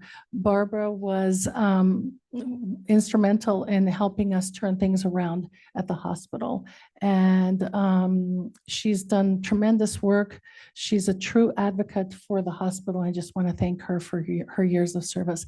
We will be presenting a brick in the Preach Healing Garden.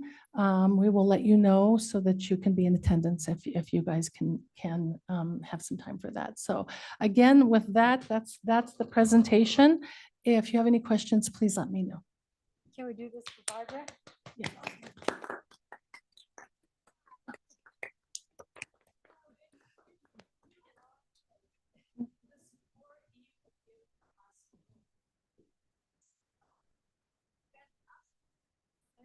Around the state, hospital in Wyoming has such supportive county commissioners. I can't say it. Thank you for appointing me. And it was a long time ago, Commissioner West, when your dad and I started out, long time ago. But that high. I sure will. He's probably watching if I had to guess. But certainly thank you for your service and dedication. I know you had some rough goes between trying to get it turned around and then the challenges with COVID and an outstanding service. So we thank you for that. It's you all and the staff. Really a big.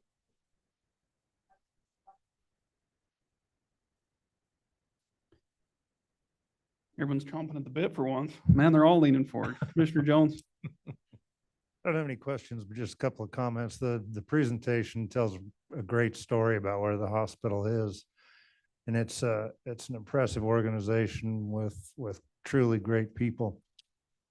I think it's worth noting, though, just a little bit of the history of how it got here, because it wasn't always like this, but about 9 years ago, in this very room, there were some pretty drastic changes made by some great county commissioners. And those of us who were on the board essentially told Irene that she would not only be the CFO, but the acting CEO. So two monumental tasks. The very first thing in front of her was facing an $8 million loss, which she turned around inside of the first year. And then, along with many other people at the hospital, began working on building the organization. And when I say building it, I mean making it a better place, not building it bigger, but building it better. And that's what this report shows today. This is a result of many years of hard work and dedication by a lot of people. And if it wasn't for the dedicated people up there, we'd still be where we were 8 or 9 years ago. So hats off to everybody, but Irene, you really steered the ship, as they say, and every ship needs a good captain, and you've been just that. So I appreciate all you've done. And Barbara, you've been there since the beginning of that and even before, but I mentioned you in my comments this morning because I unfortunately couldn't make the last board meeting. So I apologize for that, but your dedication is certainly appreciated. I know I learned a lot from you. We spent a lot of time talking and sometimes practically crying, I think, in the beginning, but it's all worked out. But I really do want to thank you for your time and your dedication and everything you've done for the hospital. Commissioner Slaughter. Thank you, Mr. Chairman. Once again, Barbara, thank you so much for your service. I was fortunate to have the opportunity to be liaison for my first 2 years as county commissioner with the hospital and thoroughly enjoyed it. It was a real learning experience for me. As far as the presentation today, let me just say, wow. I mean, it is a huge operation. You do phenomenal things. But I do want to go back. Two of the things that you were working on while I was liaison were the Da Vinci robot project, which I'm glad to see is working as well as it has. The other was the critical access licensure. And glad to see that you have gotten that. You had alluded to, and one of the things that was a driving force behind that was the fact that you felt like it would help you to obtain up to $9 million more in reimbursements. You alluded a little bit to that today, and you answered virtually all of my questions other than one. How has that worked out? Are you seeing the increase in revenue that you'd hoped from that reimbursement? And just want to see how that's gone since you started with it in October. It's a really good question, Commissioner Slaughter. It's actually not an increase in revenue. It's actually a decrease in the amount that we write off, because it's a different method of reimbursement that we're going to get. And it's based on our Medicare cost report. And it truly is, it's a report that's about that thick. We put in all of our costs that we provide, all of our expenses, all of our revenue. They create basically a cost to charge ratio, which is a rate, and they pay us based on that rate. And so, and it's just on Medicare patients. And so the difference is really between how we were paid as a prospective payment hospital rather than a critical access hospital. So again, our volume has increased, our revenue has increased because our volume has increased, but it's we have decreased what we write off from the bottom line, and that goes straight to the bottom line. We have seen it this year. Our financials reflect that. It took us a minute with Medicare and the state. The Joint Commission had to come in and survey us again as a critical access hospital. The state still has to come survey us as a critical access hospital. Just kind of changing our Medicare provider number. It took us several months. We finally started receiving those payments from October when we went provisional, had the provisional license, to April is when we started seeing that money come in. But it is actually a reduction in the amount that we write off every year. And we've seen it in our financials so far this year, and we're going to see it in our budget for next year as well. Glad to hear that it's working as you had hoped. Thank you. Thank you. Thank you. Additional comments? Well, thank you for the presentation as always. By the way, Lena sent it to Sally this morning, so we got a copy of it. I was following along with you. Okay, Appreciate perfect. that. Lots to be proud of with that. For the record, I had an experience with my boy where we went to the clinic. They said, no, you need to go to the emergency department here a couple weeks ago. And we were in and out of there in like an hour and a half, which was phenomenal service. Everyone was top notch. There's nothing major. So, I mean, that was great, but I was very impressed with how efficient the entire process was. It was a late Friday afternoon. I was like, great, we're going to be here till midnight. And we were far from that. So pass that along as you see, but yeah, job well done. I know we've kind of been all over the place the last couple of years with the maintenance fund and trying to set up different funds. We've got the lab and now the OB unit, and we've been trying to be supportive and move things around. And now we're cutting your maintenance fund this year. And so there's been a little give and take, but I just want you to know that it doesn't go unnoticed, the relationship that we have with you all. And we want to ensure that we keep that. And you do a tremendous service for this community that I think we should all be proud of. And, you know, when years are good, we want to be supportive and help you grow with your ongoing expansions. And when they're not, then you guys are able to kind of help us out too. So we certainly appreciate that and all you do. And I think it speaks for itself that the previous commission that saw a need for change should be pretty damn proud nowadays. And I'm partial, but I'm also real. So I appreciate everything you do. And thanks for taking the time to come see us. Well, thank you, Chairman West. Thank you, commissioners. We appreciate it. Again, this is a concerted effort, right, with you all, with our board, with our staff, to make sure that we are here to provide healthcare services for our county and again beyond.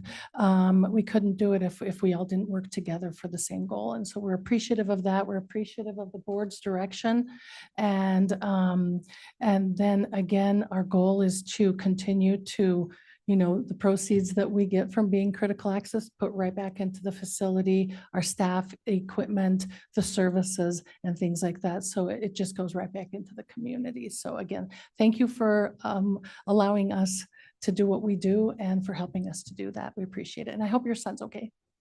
Oh yeah, not a problem. Thank you. The only final question I would have is how come Marty has to sit in the back?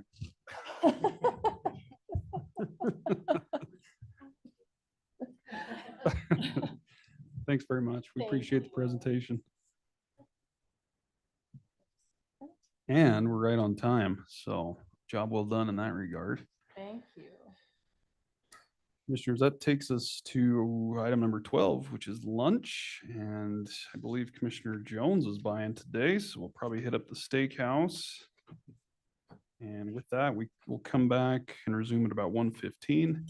We've got a slew of board appointments to get through, a couple executive session items, and then we will complete the afternoon with a quick budget workshop to address any changes that may have came forth from 2 weeks ago. So with that, we're going to break for lunch and we'll try and be back by 1:15.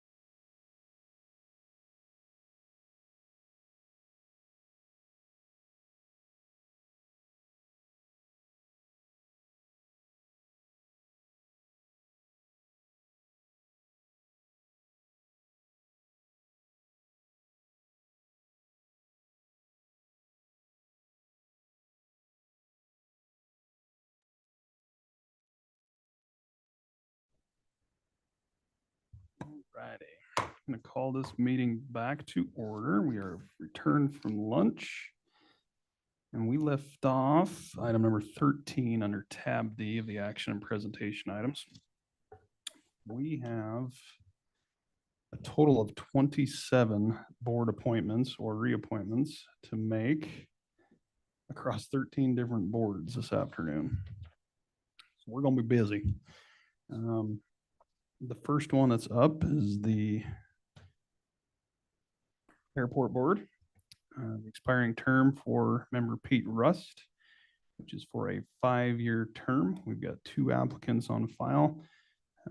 Pete has reapplied and we have a new applicant in Ryan Brandt. So at this time, I'd turn it over to Liaison Richards. Mr. Chairman, I'd move to reappoint Pete Rust to the airport board for another 5-year term. Got a motion to reappoint Pete Rust to serve on the airport board for another term by Commissioner Richards. Do we have a second? Second. Second by Commissioner Jones. Any discussion on the appointment? Hearing none, all those in favor signify by saying aye. Aye. Aye. Aye. Opposed, nay. Motion's unanimous.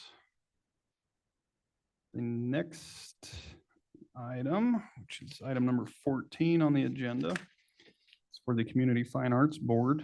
The expiring term for board member Joseph Hampton, which is for a 3-year term, and we have no applicants on file. So with that, I guess we will postpone until we hear further along that, unless anyone else has anything they'd like to add in the meantime. Mr. Chairman. Commissioner Richards. With that, it's something we've discussed in the past. I'm not sure that it's necessary to continue to have a CFAC board. It doesn't manage any money. Does not have a budget. I'm not even sure it's legally comprised anymore. It's the result of a partnership between Sweetwater County, the city of Rock Springs, and school district number 1. I think I would ask Mr. De Leon if he would look into what it would take to just dissolve that district. We've already brought the staff underneath the county. They don't have their own staff. So maybe we need to have some discussions with Rock Springs and school district number 1 on the future of that. Sounds good. We will move along to item number 15, which is the Fiber Optics Telecommunication Cooperative Joint Powers Board appointment. And this has been filled by Taylor Jones, and he is reapplied. Unfortunately, he's the only one, so we're stuck with him, I guess. Just kidding. That's for a 3-year term, and I'd entertain a motion to reappoint Taylor Jones. I would make the motion. Motion by Commissioner Toman. Do we have a second? Second. Second by Commissioner Richards. Any discussion on the appointment? Oh, Chairman. Commissioner Richards? Is he qualified? Well, there wasn't a lot to compare to in that list, but More qualified than anybody else that applied. we appreciate your service on that. Do you have a motion, a second on the table? All in favor, say aye. Aye. Aye. Opposed, nay. I abstain. Motion carries 4-0 with 1 abstention there. The next item is item number 16, which is the District Board of Health. We have 2 expiring terms that have come forth. One is for Dr. Shaza Hawk, who is a doctor of dental surgery, and that particular appointment needs to be a doctor of dental surgery. We have 3 applicants on file, none of which meet that criteria. The other expiring member or expiring term is Tamara Walker, and neither of those have reapplied. So at this time, I would hand it over to their liaison and Commissioner Jones. I'd like to postpone this one. I'm still doing some work on this, so give me a little time. Sounds good. Those are 4-year terms, and we are going to postpone that one unless anyone else has anything else they'd like to add. And that'll move us to item number 17, which is the library board. We've got 2 expiring terms for Megan Jensen and Chris Probst.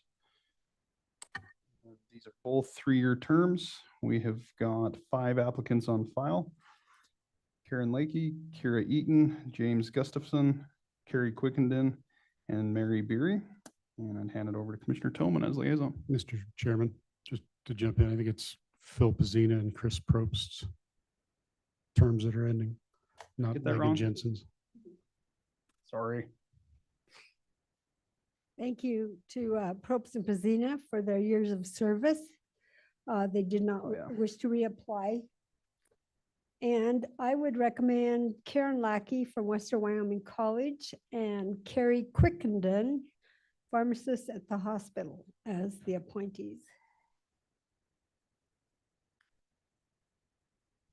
Thanks for the catch there, Commissioner. I had that wrong. So we do have a motion by Commissioner Tillman to appoint, is it Karen Lackey? Is that how you pronounce that? Yeah. Okay. Karen Lackey and Carrie Quickenden to fill the expiring terms of Chris Probst and Philip Pizzina's terms. Do we have a second on that? Second. Second by Commissioner Richards. Any discussion on those appointments? Hearing none, all those in favor signify by saying aye. Aye. Aye. Opposed, nay. Motion's unanimous. Next is item number 18. We've got the Memorial Hospital Board of Trustees appointments. First, we have an unexpired term due to Barbara Sawada stepping down. And that term will go through July 1st of 2029. And we've got Nina James, whose term is up. She's also reapplied. That is a 5-year term. There are a total of 6 applicants on file: Neil Malakote, Nina James, Thomas Martin, Diana Wigg, Glenn Perry, and Melissa Anderson. And I would hand it over to Commissioner Jones. Thank you, Mr. Chairman. First, I would make a motion to appoint Neil Malakote. He would fill the expiring term of Barbara Sawada. We have a motion to appoint Neil Malakote to fill the unexpired term for Barbara Sawada by Commissioner Jones. Do we have a second? Second. Second by Commissioner Richards. Any discussion on the appointment? Hearing none, all those in favor signify by saying aye. Aye. Aye. Aye. Opposed, nay. Motion's unanimous. I'll hand it back to you, Commissioner. Thank you, Mr. Chairman. Next, I would move to approve Nina James to reappointment on the Board of Trustees. Got a motion to reappoint Nina James to a 5-year term on the Memorial Hospital Board of Trustees by Commissioner Jones. Do we have a second? Second. Second by Commissioner Slaughter. Discussion on this appointment? Slowing down from a typer over there in the corner. Hearing none, all those in favor signify by saying aye. Aye. Aye. Opposed, nay. Motion's unanimous. Item number 19 is the Museum Board. We've got expiring terms for Christopher Costigan and Stephen Boyd. These are both 3-year terms on the Museum Board. We've got 3 applicants on file: Bonnie Tippie, Stephen Boyd, and Kiera Eaton. And I would hand it over to their liaison in Commissioner Slaughter. Mr. Chairman, having had discussions with the museum board and the museum director, I would recommend reappointment of Steve Boyd for one of the positions on the County Museum Board. We do have a motion by Commissioner Slaughter to reappoint Stephen Boyd to the Museum Board for a 3-year term. Do we have a second? Second. Second by Commissioner Tillman. Any discussion on the appointment? Hearing none, all those in favor signify by saying aye. Aye. Aye. Aye. Opposed, nay. And for the other vacancy, Mr. Chairman, I have spoken with Bonnie Tippie. I was not able to reach the other applicant, but I also had an email from the museum director recommending that we appoint Bonnie Tippie to the vacancy. So I would move that we appoint Bonnie Tippie. Very good. We do have a motion to appoint Bonnie Tippie to a 3-year term on the Museum Board by Commissioner Slaughter. Do we have a second? Second by Commissioner Richards. Any discussion on the appointment? Hearing none, all those in favor signify by saying aye. Aye. Aye. Opposed, nay. Motion's unanimous.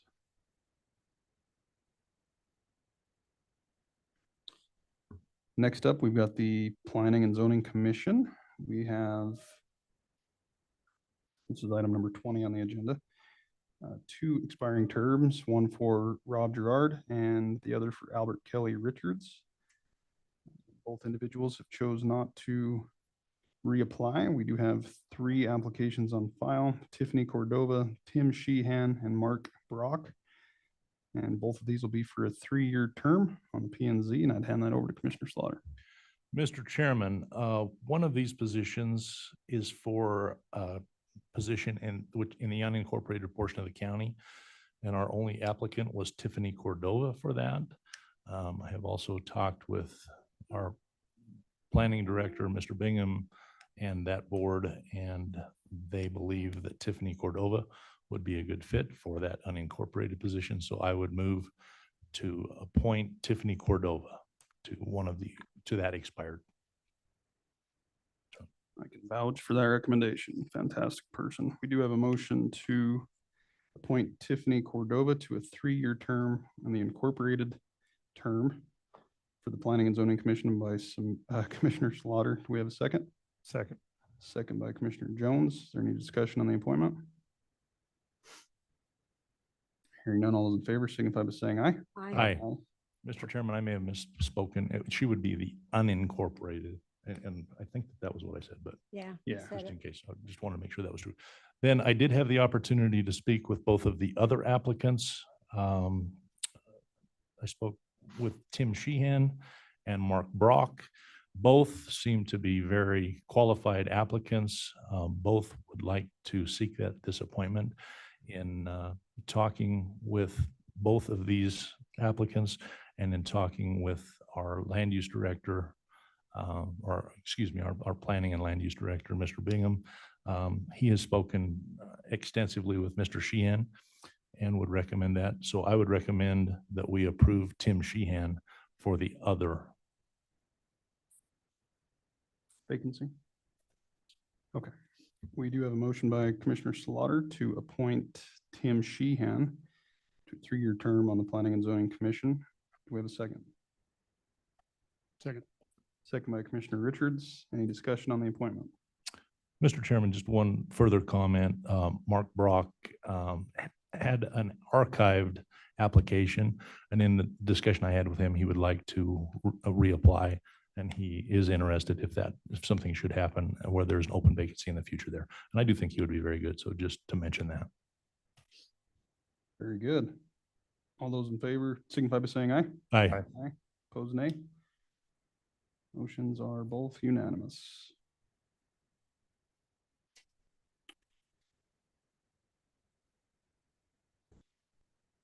Item number 21 on the agenda is the Predatory Animal Board appointments. We have got 3 vacancies or terms that are expiring on there. Wesley Zufelt, Michael Davidson, and Leo Rodriguez. Leo's, I don't believe we've been able to fill. That one expires July 1st of 2027. The others are for 3-year terms. We do have 2 applications on file, one being Wesley Zufelt and the other Ryan Brandt. Commissioner Toman, you want to take a stab at this one? I would recommend Wesley Zufeld be reappointed. Dr. Davison is very interested in remaining on that board, and he didn't get notice to reapply. So he's doing that now, but we would have to do it at another meeting. So we have 3 spots. So I could do Ryan and Wesley and then we could get Davison later then as a 3rd. If he's going to reapply, why don't we fill Leo Rodriguez's with Ryan Brandt? That'll fill that staggering, if that works for you. Yeah, that'd be good. So reappoint Wesley to a 3-year and then appoint Ryan to fill Leo's spot. And I wasn't able to find out if he has a valid game and fish license, but I did send a text. So if he doesn't, he can remedy that if he doesn't have a license. Okay. I know Ryan, I would be surprised if he doesn't, but Yeah.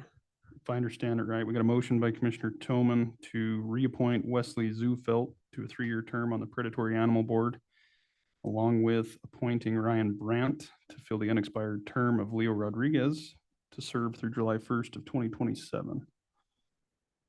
And I'm looking for a second on those. Second. Second by Commissioner Richards. Any discussion on the appointments?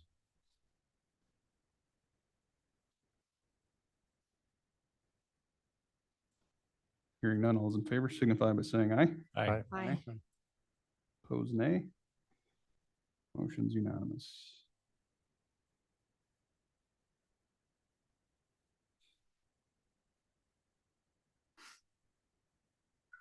It's going to move us to item number 22 on the agenda, which is the Solid Waste Disposal District Eden Valley Board appointment. Appointments, I should say. We've got 3 expiring terms for Scott Johnson, Ron Kobe, and Jeremiah Smith.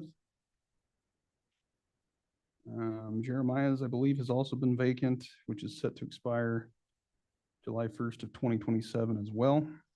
Applicants on file for 3-year term are Scott and Ron again.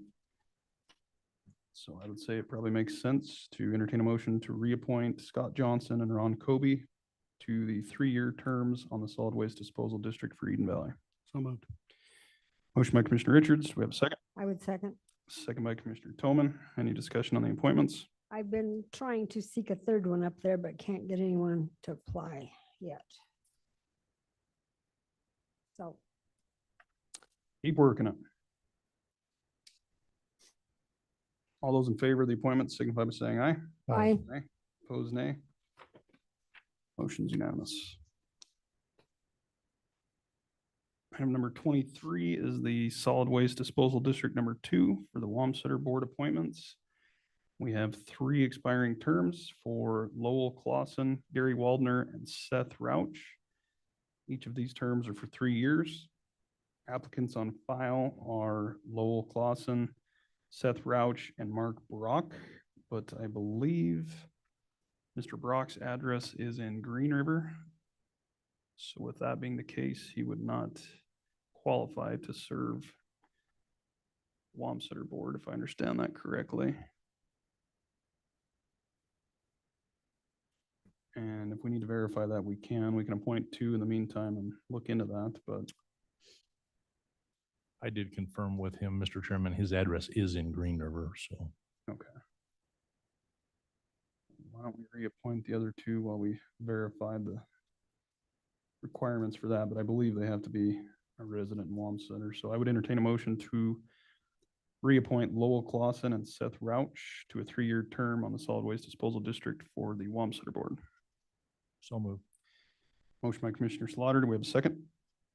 Second. Second by Commissioner Jones. Any discussion on the appointments? Hearing none, all those in favor signify by saying aye. Aye. Aye. Opposed, nay. Mr. Chairman, Go ahead, John. on your solid waste appointments, looks like you just appointed 2. And you'll check on the 3rd. Did I hear that correctly? Yeah, one of the applicants listed their address, home address is in Green River. I'm not sure if, They do have to be a resident of the district. okay, But, and the additional point that I was, as you continue to look at getting that one filled, the current, there's 5 members, and the statute does identify that the terms of the office shall be staggered. And so you've got 3 now, so you might consider when you do get this additional appointment, you might consider making that a 2-year instead of let me think. however it lines up with the other however member. that- yeah, and you would just want to get the approval of that board as well to make that modification. So, and there was 2 up in 23, 3 in 25. So my my notes show that if you did make one a 2-year now, that would line up, but could certainly verify that. Okay. There were 2 in 23 and then 3 in 25. So 1 2-year would line it up with a 24 appointment. Okay. Well, I guess hopefully if we get another applicant, we can adjust it with that one. Okay. Thanks, John. And that's going to move us to item number 24 on the agenda, which is the Southwest Counseling Board appointments. We have 3 expiring terms for Kayleen Logan, Christy Copy, and April Thompson.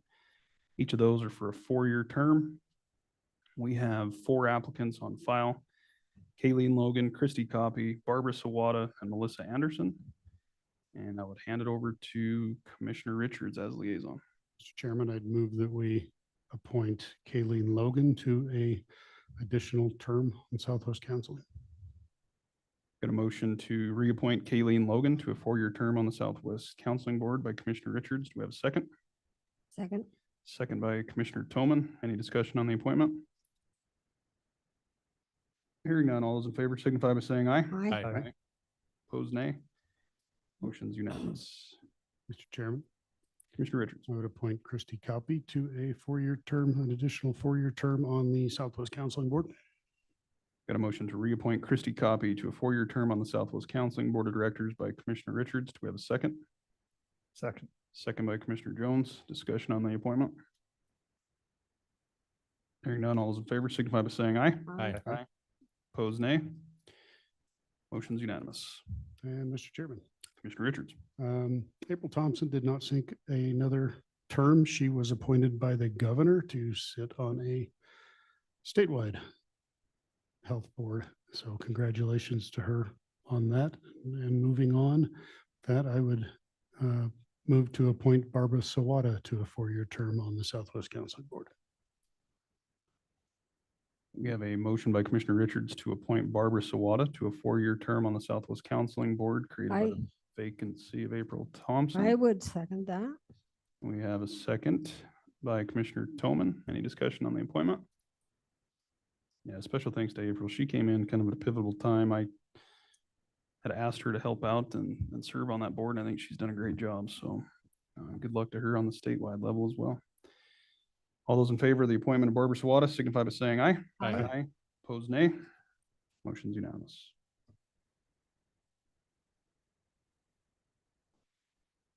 And lastly, item number 25 of the regular business on the agenda this afternoon is the Star Transit Board of Directors. We've got 2 expiring terms. One for Stephen Shea, the other for Lester Mock, and those are both 3-year terms on that board. We have 2 applicants on file, John Batolo and J. Andrew Hall, and I would hand it over to Commissioner Slaughter. Mr. Chairman, I have spoken with both Mr. Hall and Mr. Batolo. Mr. Batolo is interested in serving on that board. So I would move to appoint John Batolo to one of the open seats. We have a motion to appoint John Batolo to a 3-year term on the Star Transit Board of Directors by Commissioner Slaughter. Do we have a second? Second. Second by Commissioner Richards. Any discussion on the appointment? Hearing none, all those in favor signify by saying aye. Aye. Aye. Opposed, nay.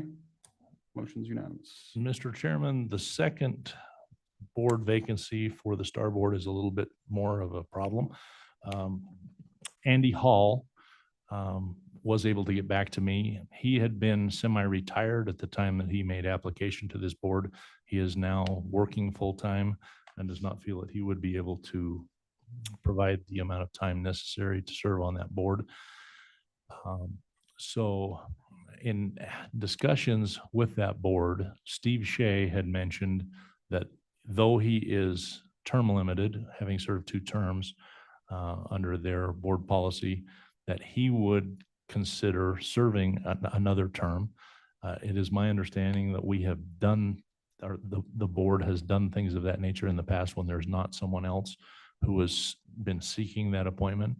So I would move to appoint Steve Shea once again to the vacancy in the Star Board.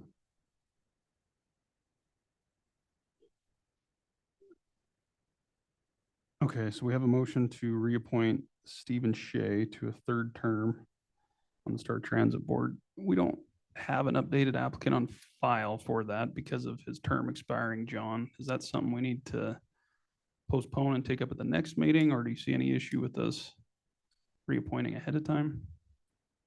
In terms of reappointing ahead of time, no, I think you advertise, and so that's there, as long as you have the knowledge. So that is a non-issue. Okay. So why don't we just say that we'll reappoint him subject to, you know, reapplying, just so that we keep it congruent with all the other applicants. You good with that? Absolutely. Okay. So we have a motion by Commissioner Slaughter to reappoint Stephen Shea to a third term on the Star Transit Board, pending the completion of an updated application. Do we have a second?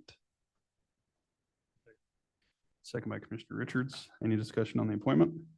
Mr. Chairman. Commissioner Richards. I'm kind of confused about the nature of the Star Transit Board because I believe it is a non-profit entity. It is an NGO. I'm not sure why why we make the appointments outside. That's what their bylaws offer us, is the ability to make those appointments. So I think it's up to them to whether or not they accept somebody for a third term. We're not really bound by their bylaws. They're bound by their bylaws. So I think we can make an appointment to a third term, and if they don't like it, or if they do like it, that's on them.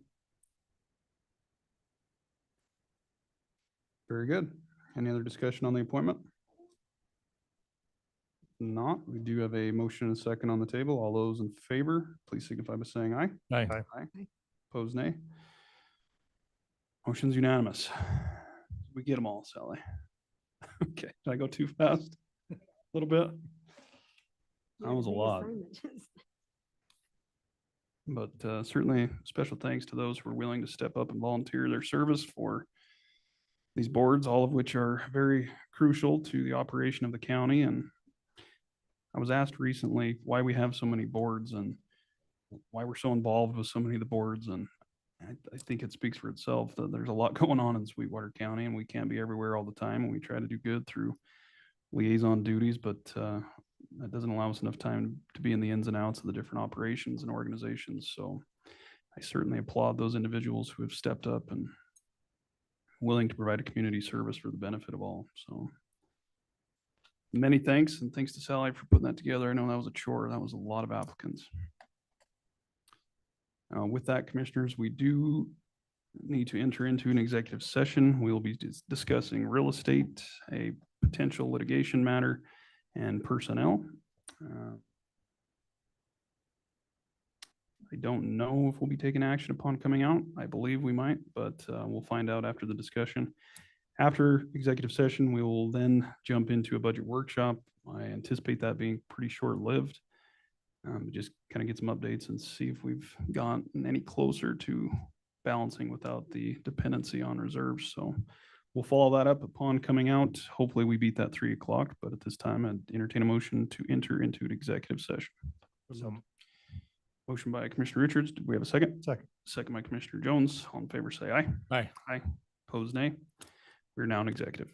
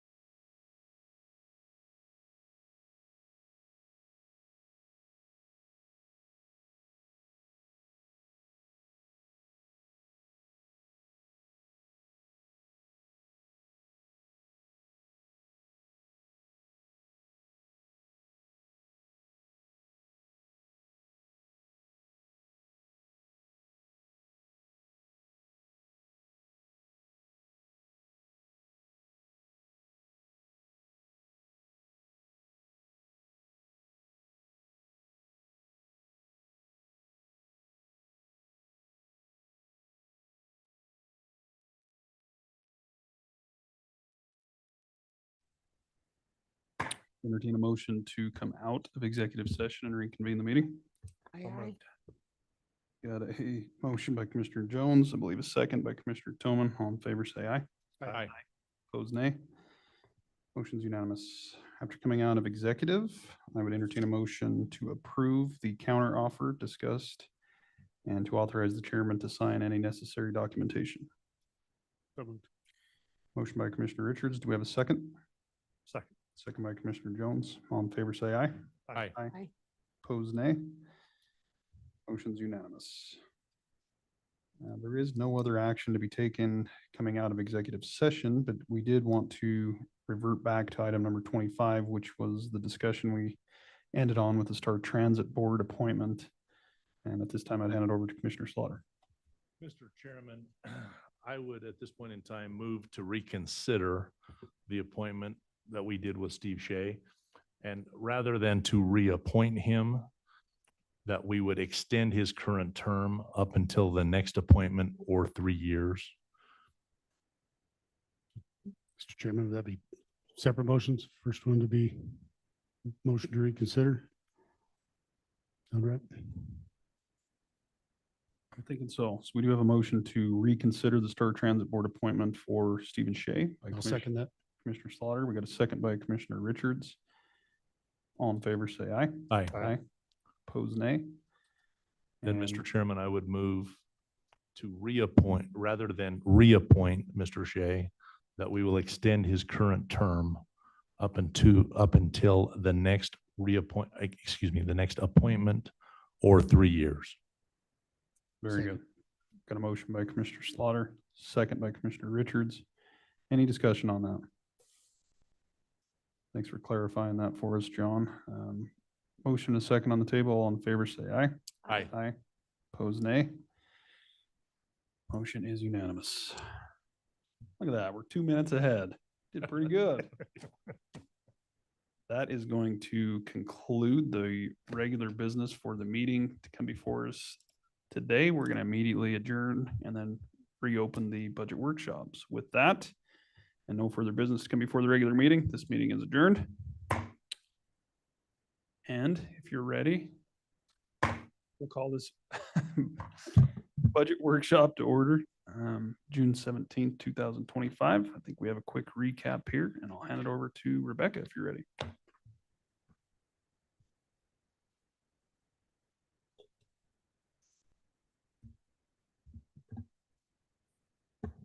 Okay, so there was a last minute change this morning that Brenda got with me on. Did you guys receive that and have a chance to look at it? Yeah. Okay. So that's the summary you sent us that you're going to go over now. Yes, that I sent today. Yes. So revenues haven't changed. The expenditures have changed to the 63,702,085. Sorry, that seems kind of loud. With the shortfall of being 12,594,682.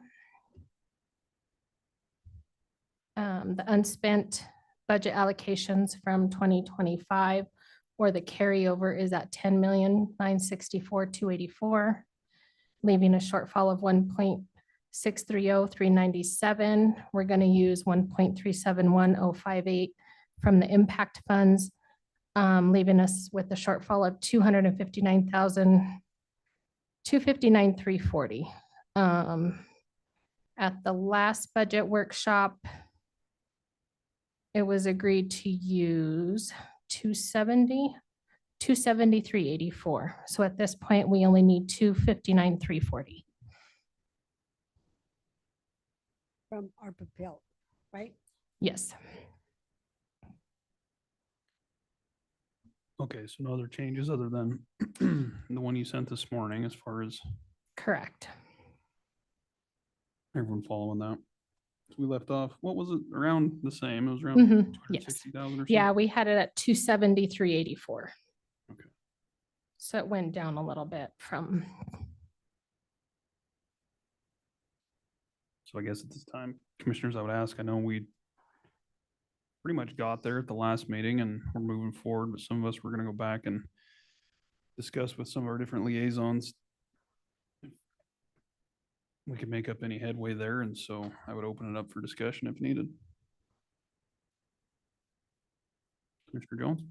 Thank you, Mr. Chairman. As I mentioned in my comments this morning, Treasurer Cowan and I met with Board of Health, and I would really like to thank the Board of Health for meeting with us and then making some funds available out of their reserves. I asked them to be prepared to spend their money and potentially $250,000, which took a little convincing. I mean, they were nervous and not overly thrilled to begin with, and I understand it's a lot of money, and so certainly understand their reservation. But after a conversation, they agreed that they could do that if need be. So that amount of money, up to that amount of money, is available for us if we need it. Okay, so their budget request for the year was 579,666, but then I believe we had reduced it down to 515. 515. 355. So I assume you're talking 250 off of their request. Yeah. Okay. Yeah. I don't want to Yeah. get them twice. That I give them a lot of credit for being willing to step up like this. So certainly don't want. And they seemed comfortable with that, even though it's obviously beyond the 120 days cash on hand.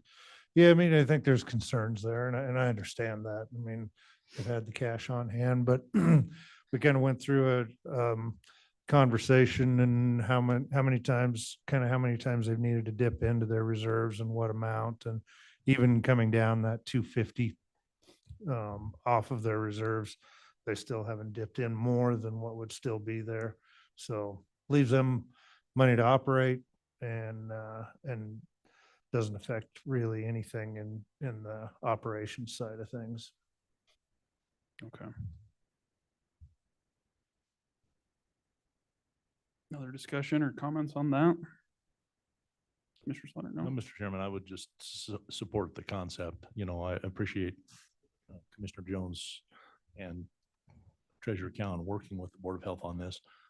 It would make sense to me that if they feel that they are able to withstand that type of a hit, that we would look at making some adjustment to what we've done there. I don't know that the $250,000 is the number. I would basically ask Commissioner Jones where his recommendation would be. But I think certainly that would help us, and we appreciate that. Thank you, Mr. Chairman. Commissioner Slaughter, I think my recommendation would be the 250, and just the reason is that I think in all of our discussions, it won't negatively impact them. It's a very uncomfortable thing because they've never done it before. And like I say, I understand that, but it won't negatively impact what they do or how they do it. So if I did that right, that would reduce their allocation to 329,666, which is about 185,000 more than what we had originally. So that would mean that the remaining amount coming from our reserves would be 73,651. That's what I'm showing so far. I don't know if you've had a chance, Rebecca. Out of the reserves, it should only be 9,340. If we reduce them by 250,000. Yeah, but I think that was, we'd already reduced them from the 579 to the 515. Yes. So it wouldn't be an additional 250 on top of that. It would be 250 from their original request, which was 579. We have them at 515 right now, though. Right. Right. But we're talking about bringing them down 250 from their original request, not from their amended request. Okay. So it'd be another 185 and change. Okay, gotcha.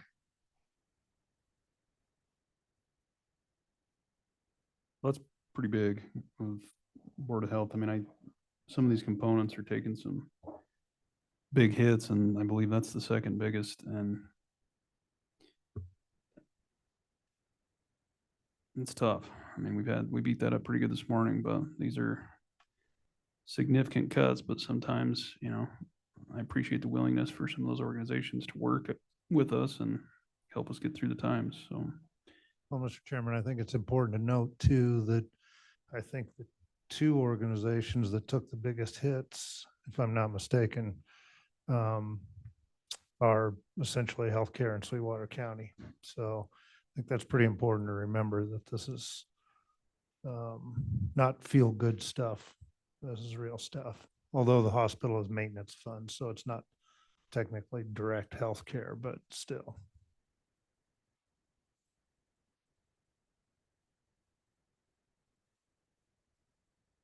any other comments? So where does that put us on pulling from reserves now? What do you think? I'm showing 73,651.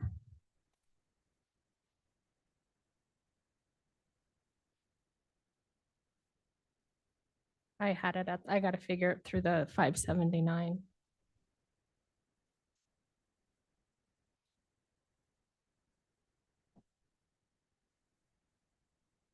So you have it at 329, 660? Yep. Or 666, I think, yeah.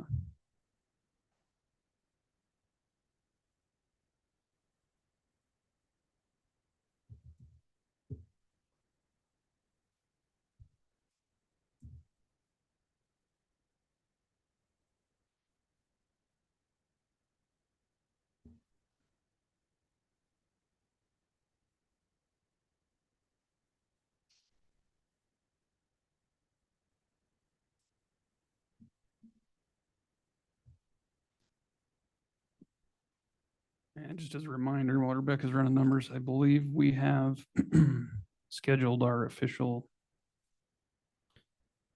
budget public hearing and adoption for next Thursday, the 26th at 5:30 here in the chambers. We did go ahead and get that advertised.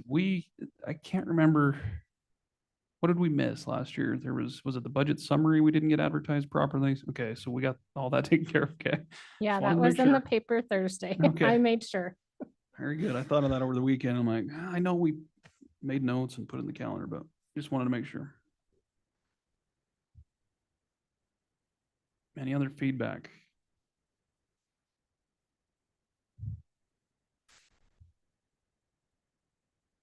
Did you get a final number? No, it's off somewhere. Oh, there it is. I don't know. I mean, we've agreed to utilize coming out of reserves either way, so that just reduced the burden some. But if everyone's comfortable with that, I don't really see any other changes other than we have to adopt the budget and then we'll address the cost of living.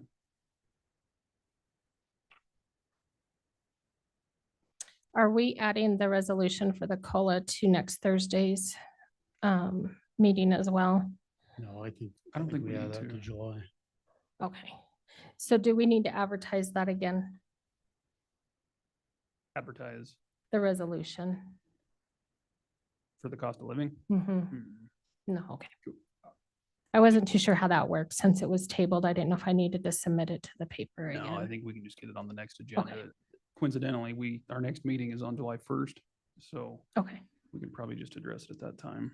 okay. We've kind of got some internal discussions about the timing of that, but I think as long as we have it done by the end of July, we should be okay, if I understand it right, so I think you're good. You've advertised the official workshop, or not workshop, special meeting for the budget adoption, so that's done. We'll plan on that next Thursday, and we'll address the COLA at our next meeting. Is everyone good with that? Any other changes or last minute thoughts? Utilize the remaining amount coming out of, I guess, the ARPA reserve or whatever, out of reserves. Might be worth mentioning SEDC with the MOU expiring. We still have money budgeted in land use. I believe we still have $70,000 budgeted for that. My preference would be to leave that there just because the MOU is expired. I would still like to see us supporting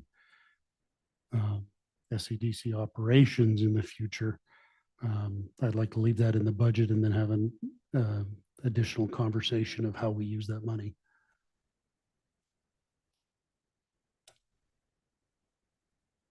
Commissioner Jones? Just one more thing, Mr. Chairman and Rob, to add on to your question about Board of Health and whether they're comfortable with this.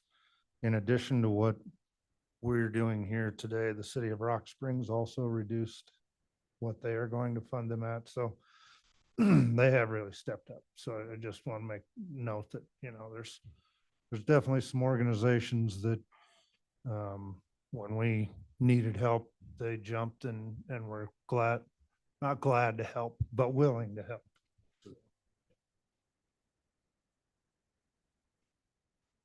Yeah, so the final amount that would need to be used out of reserves is $73,645. It was $6 off, but I think maybe their request. Probably was- rounding, yeah. Yeah. Okay. Everyone good? I don't have anything else, Rebecca, unless you do. I know that was just kind of a quick recap to make sure we're ready to go for next week, so. Yep, I We're think that almost was there. it. Finish line is near. Okay, with that, we will adjourn this workshop.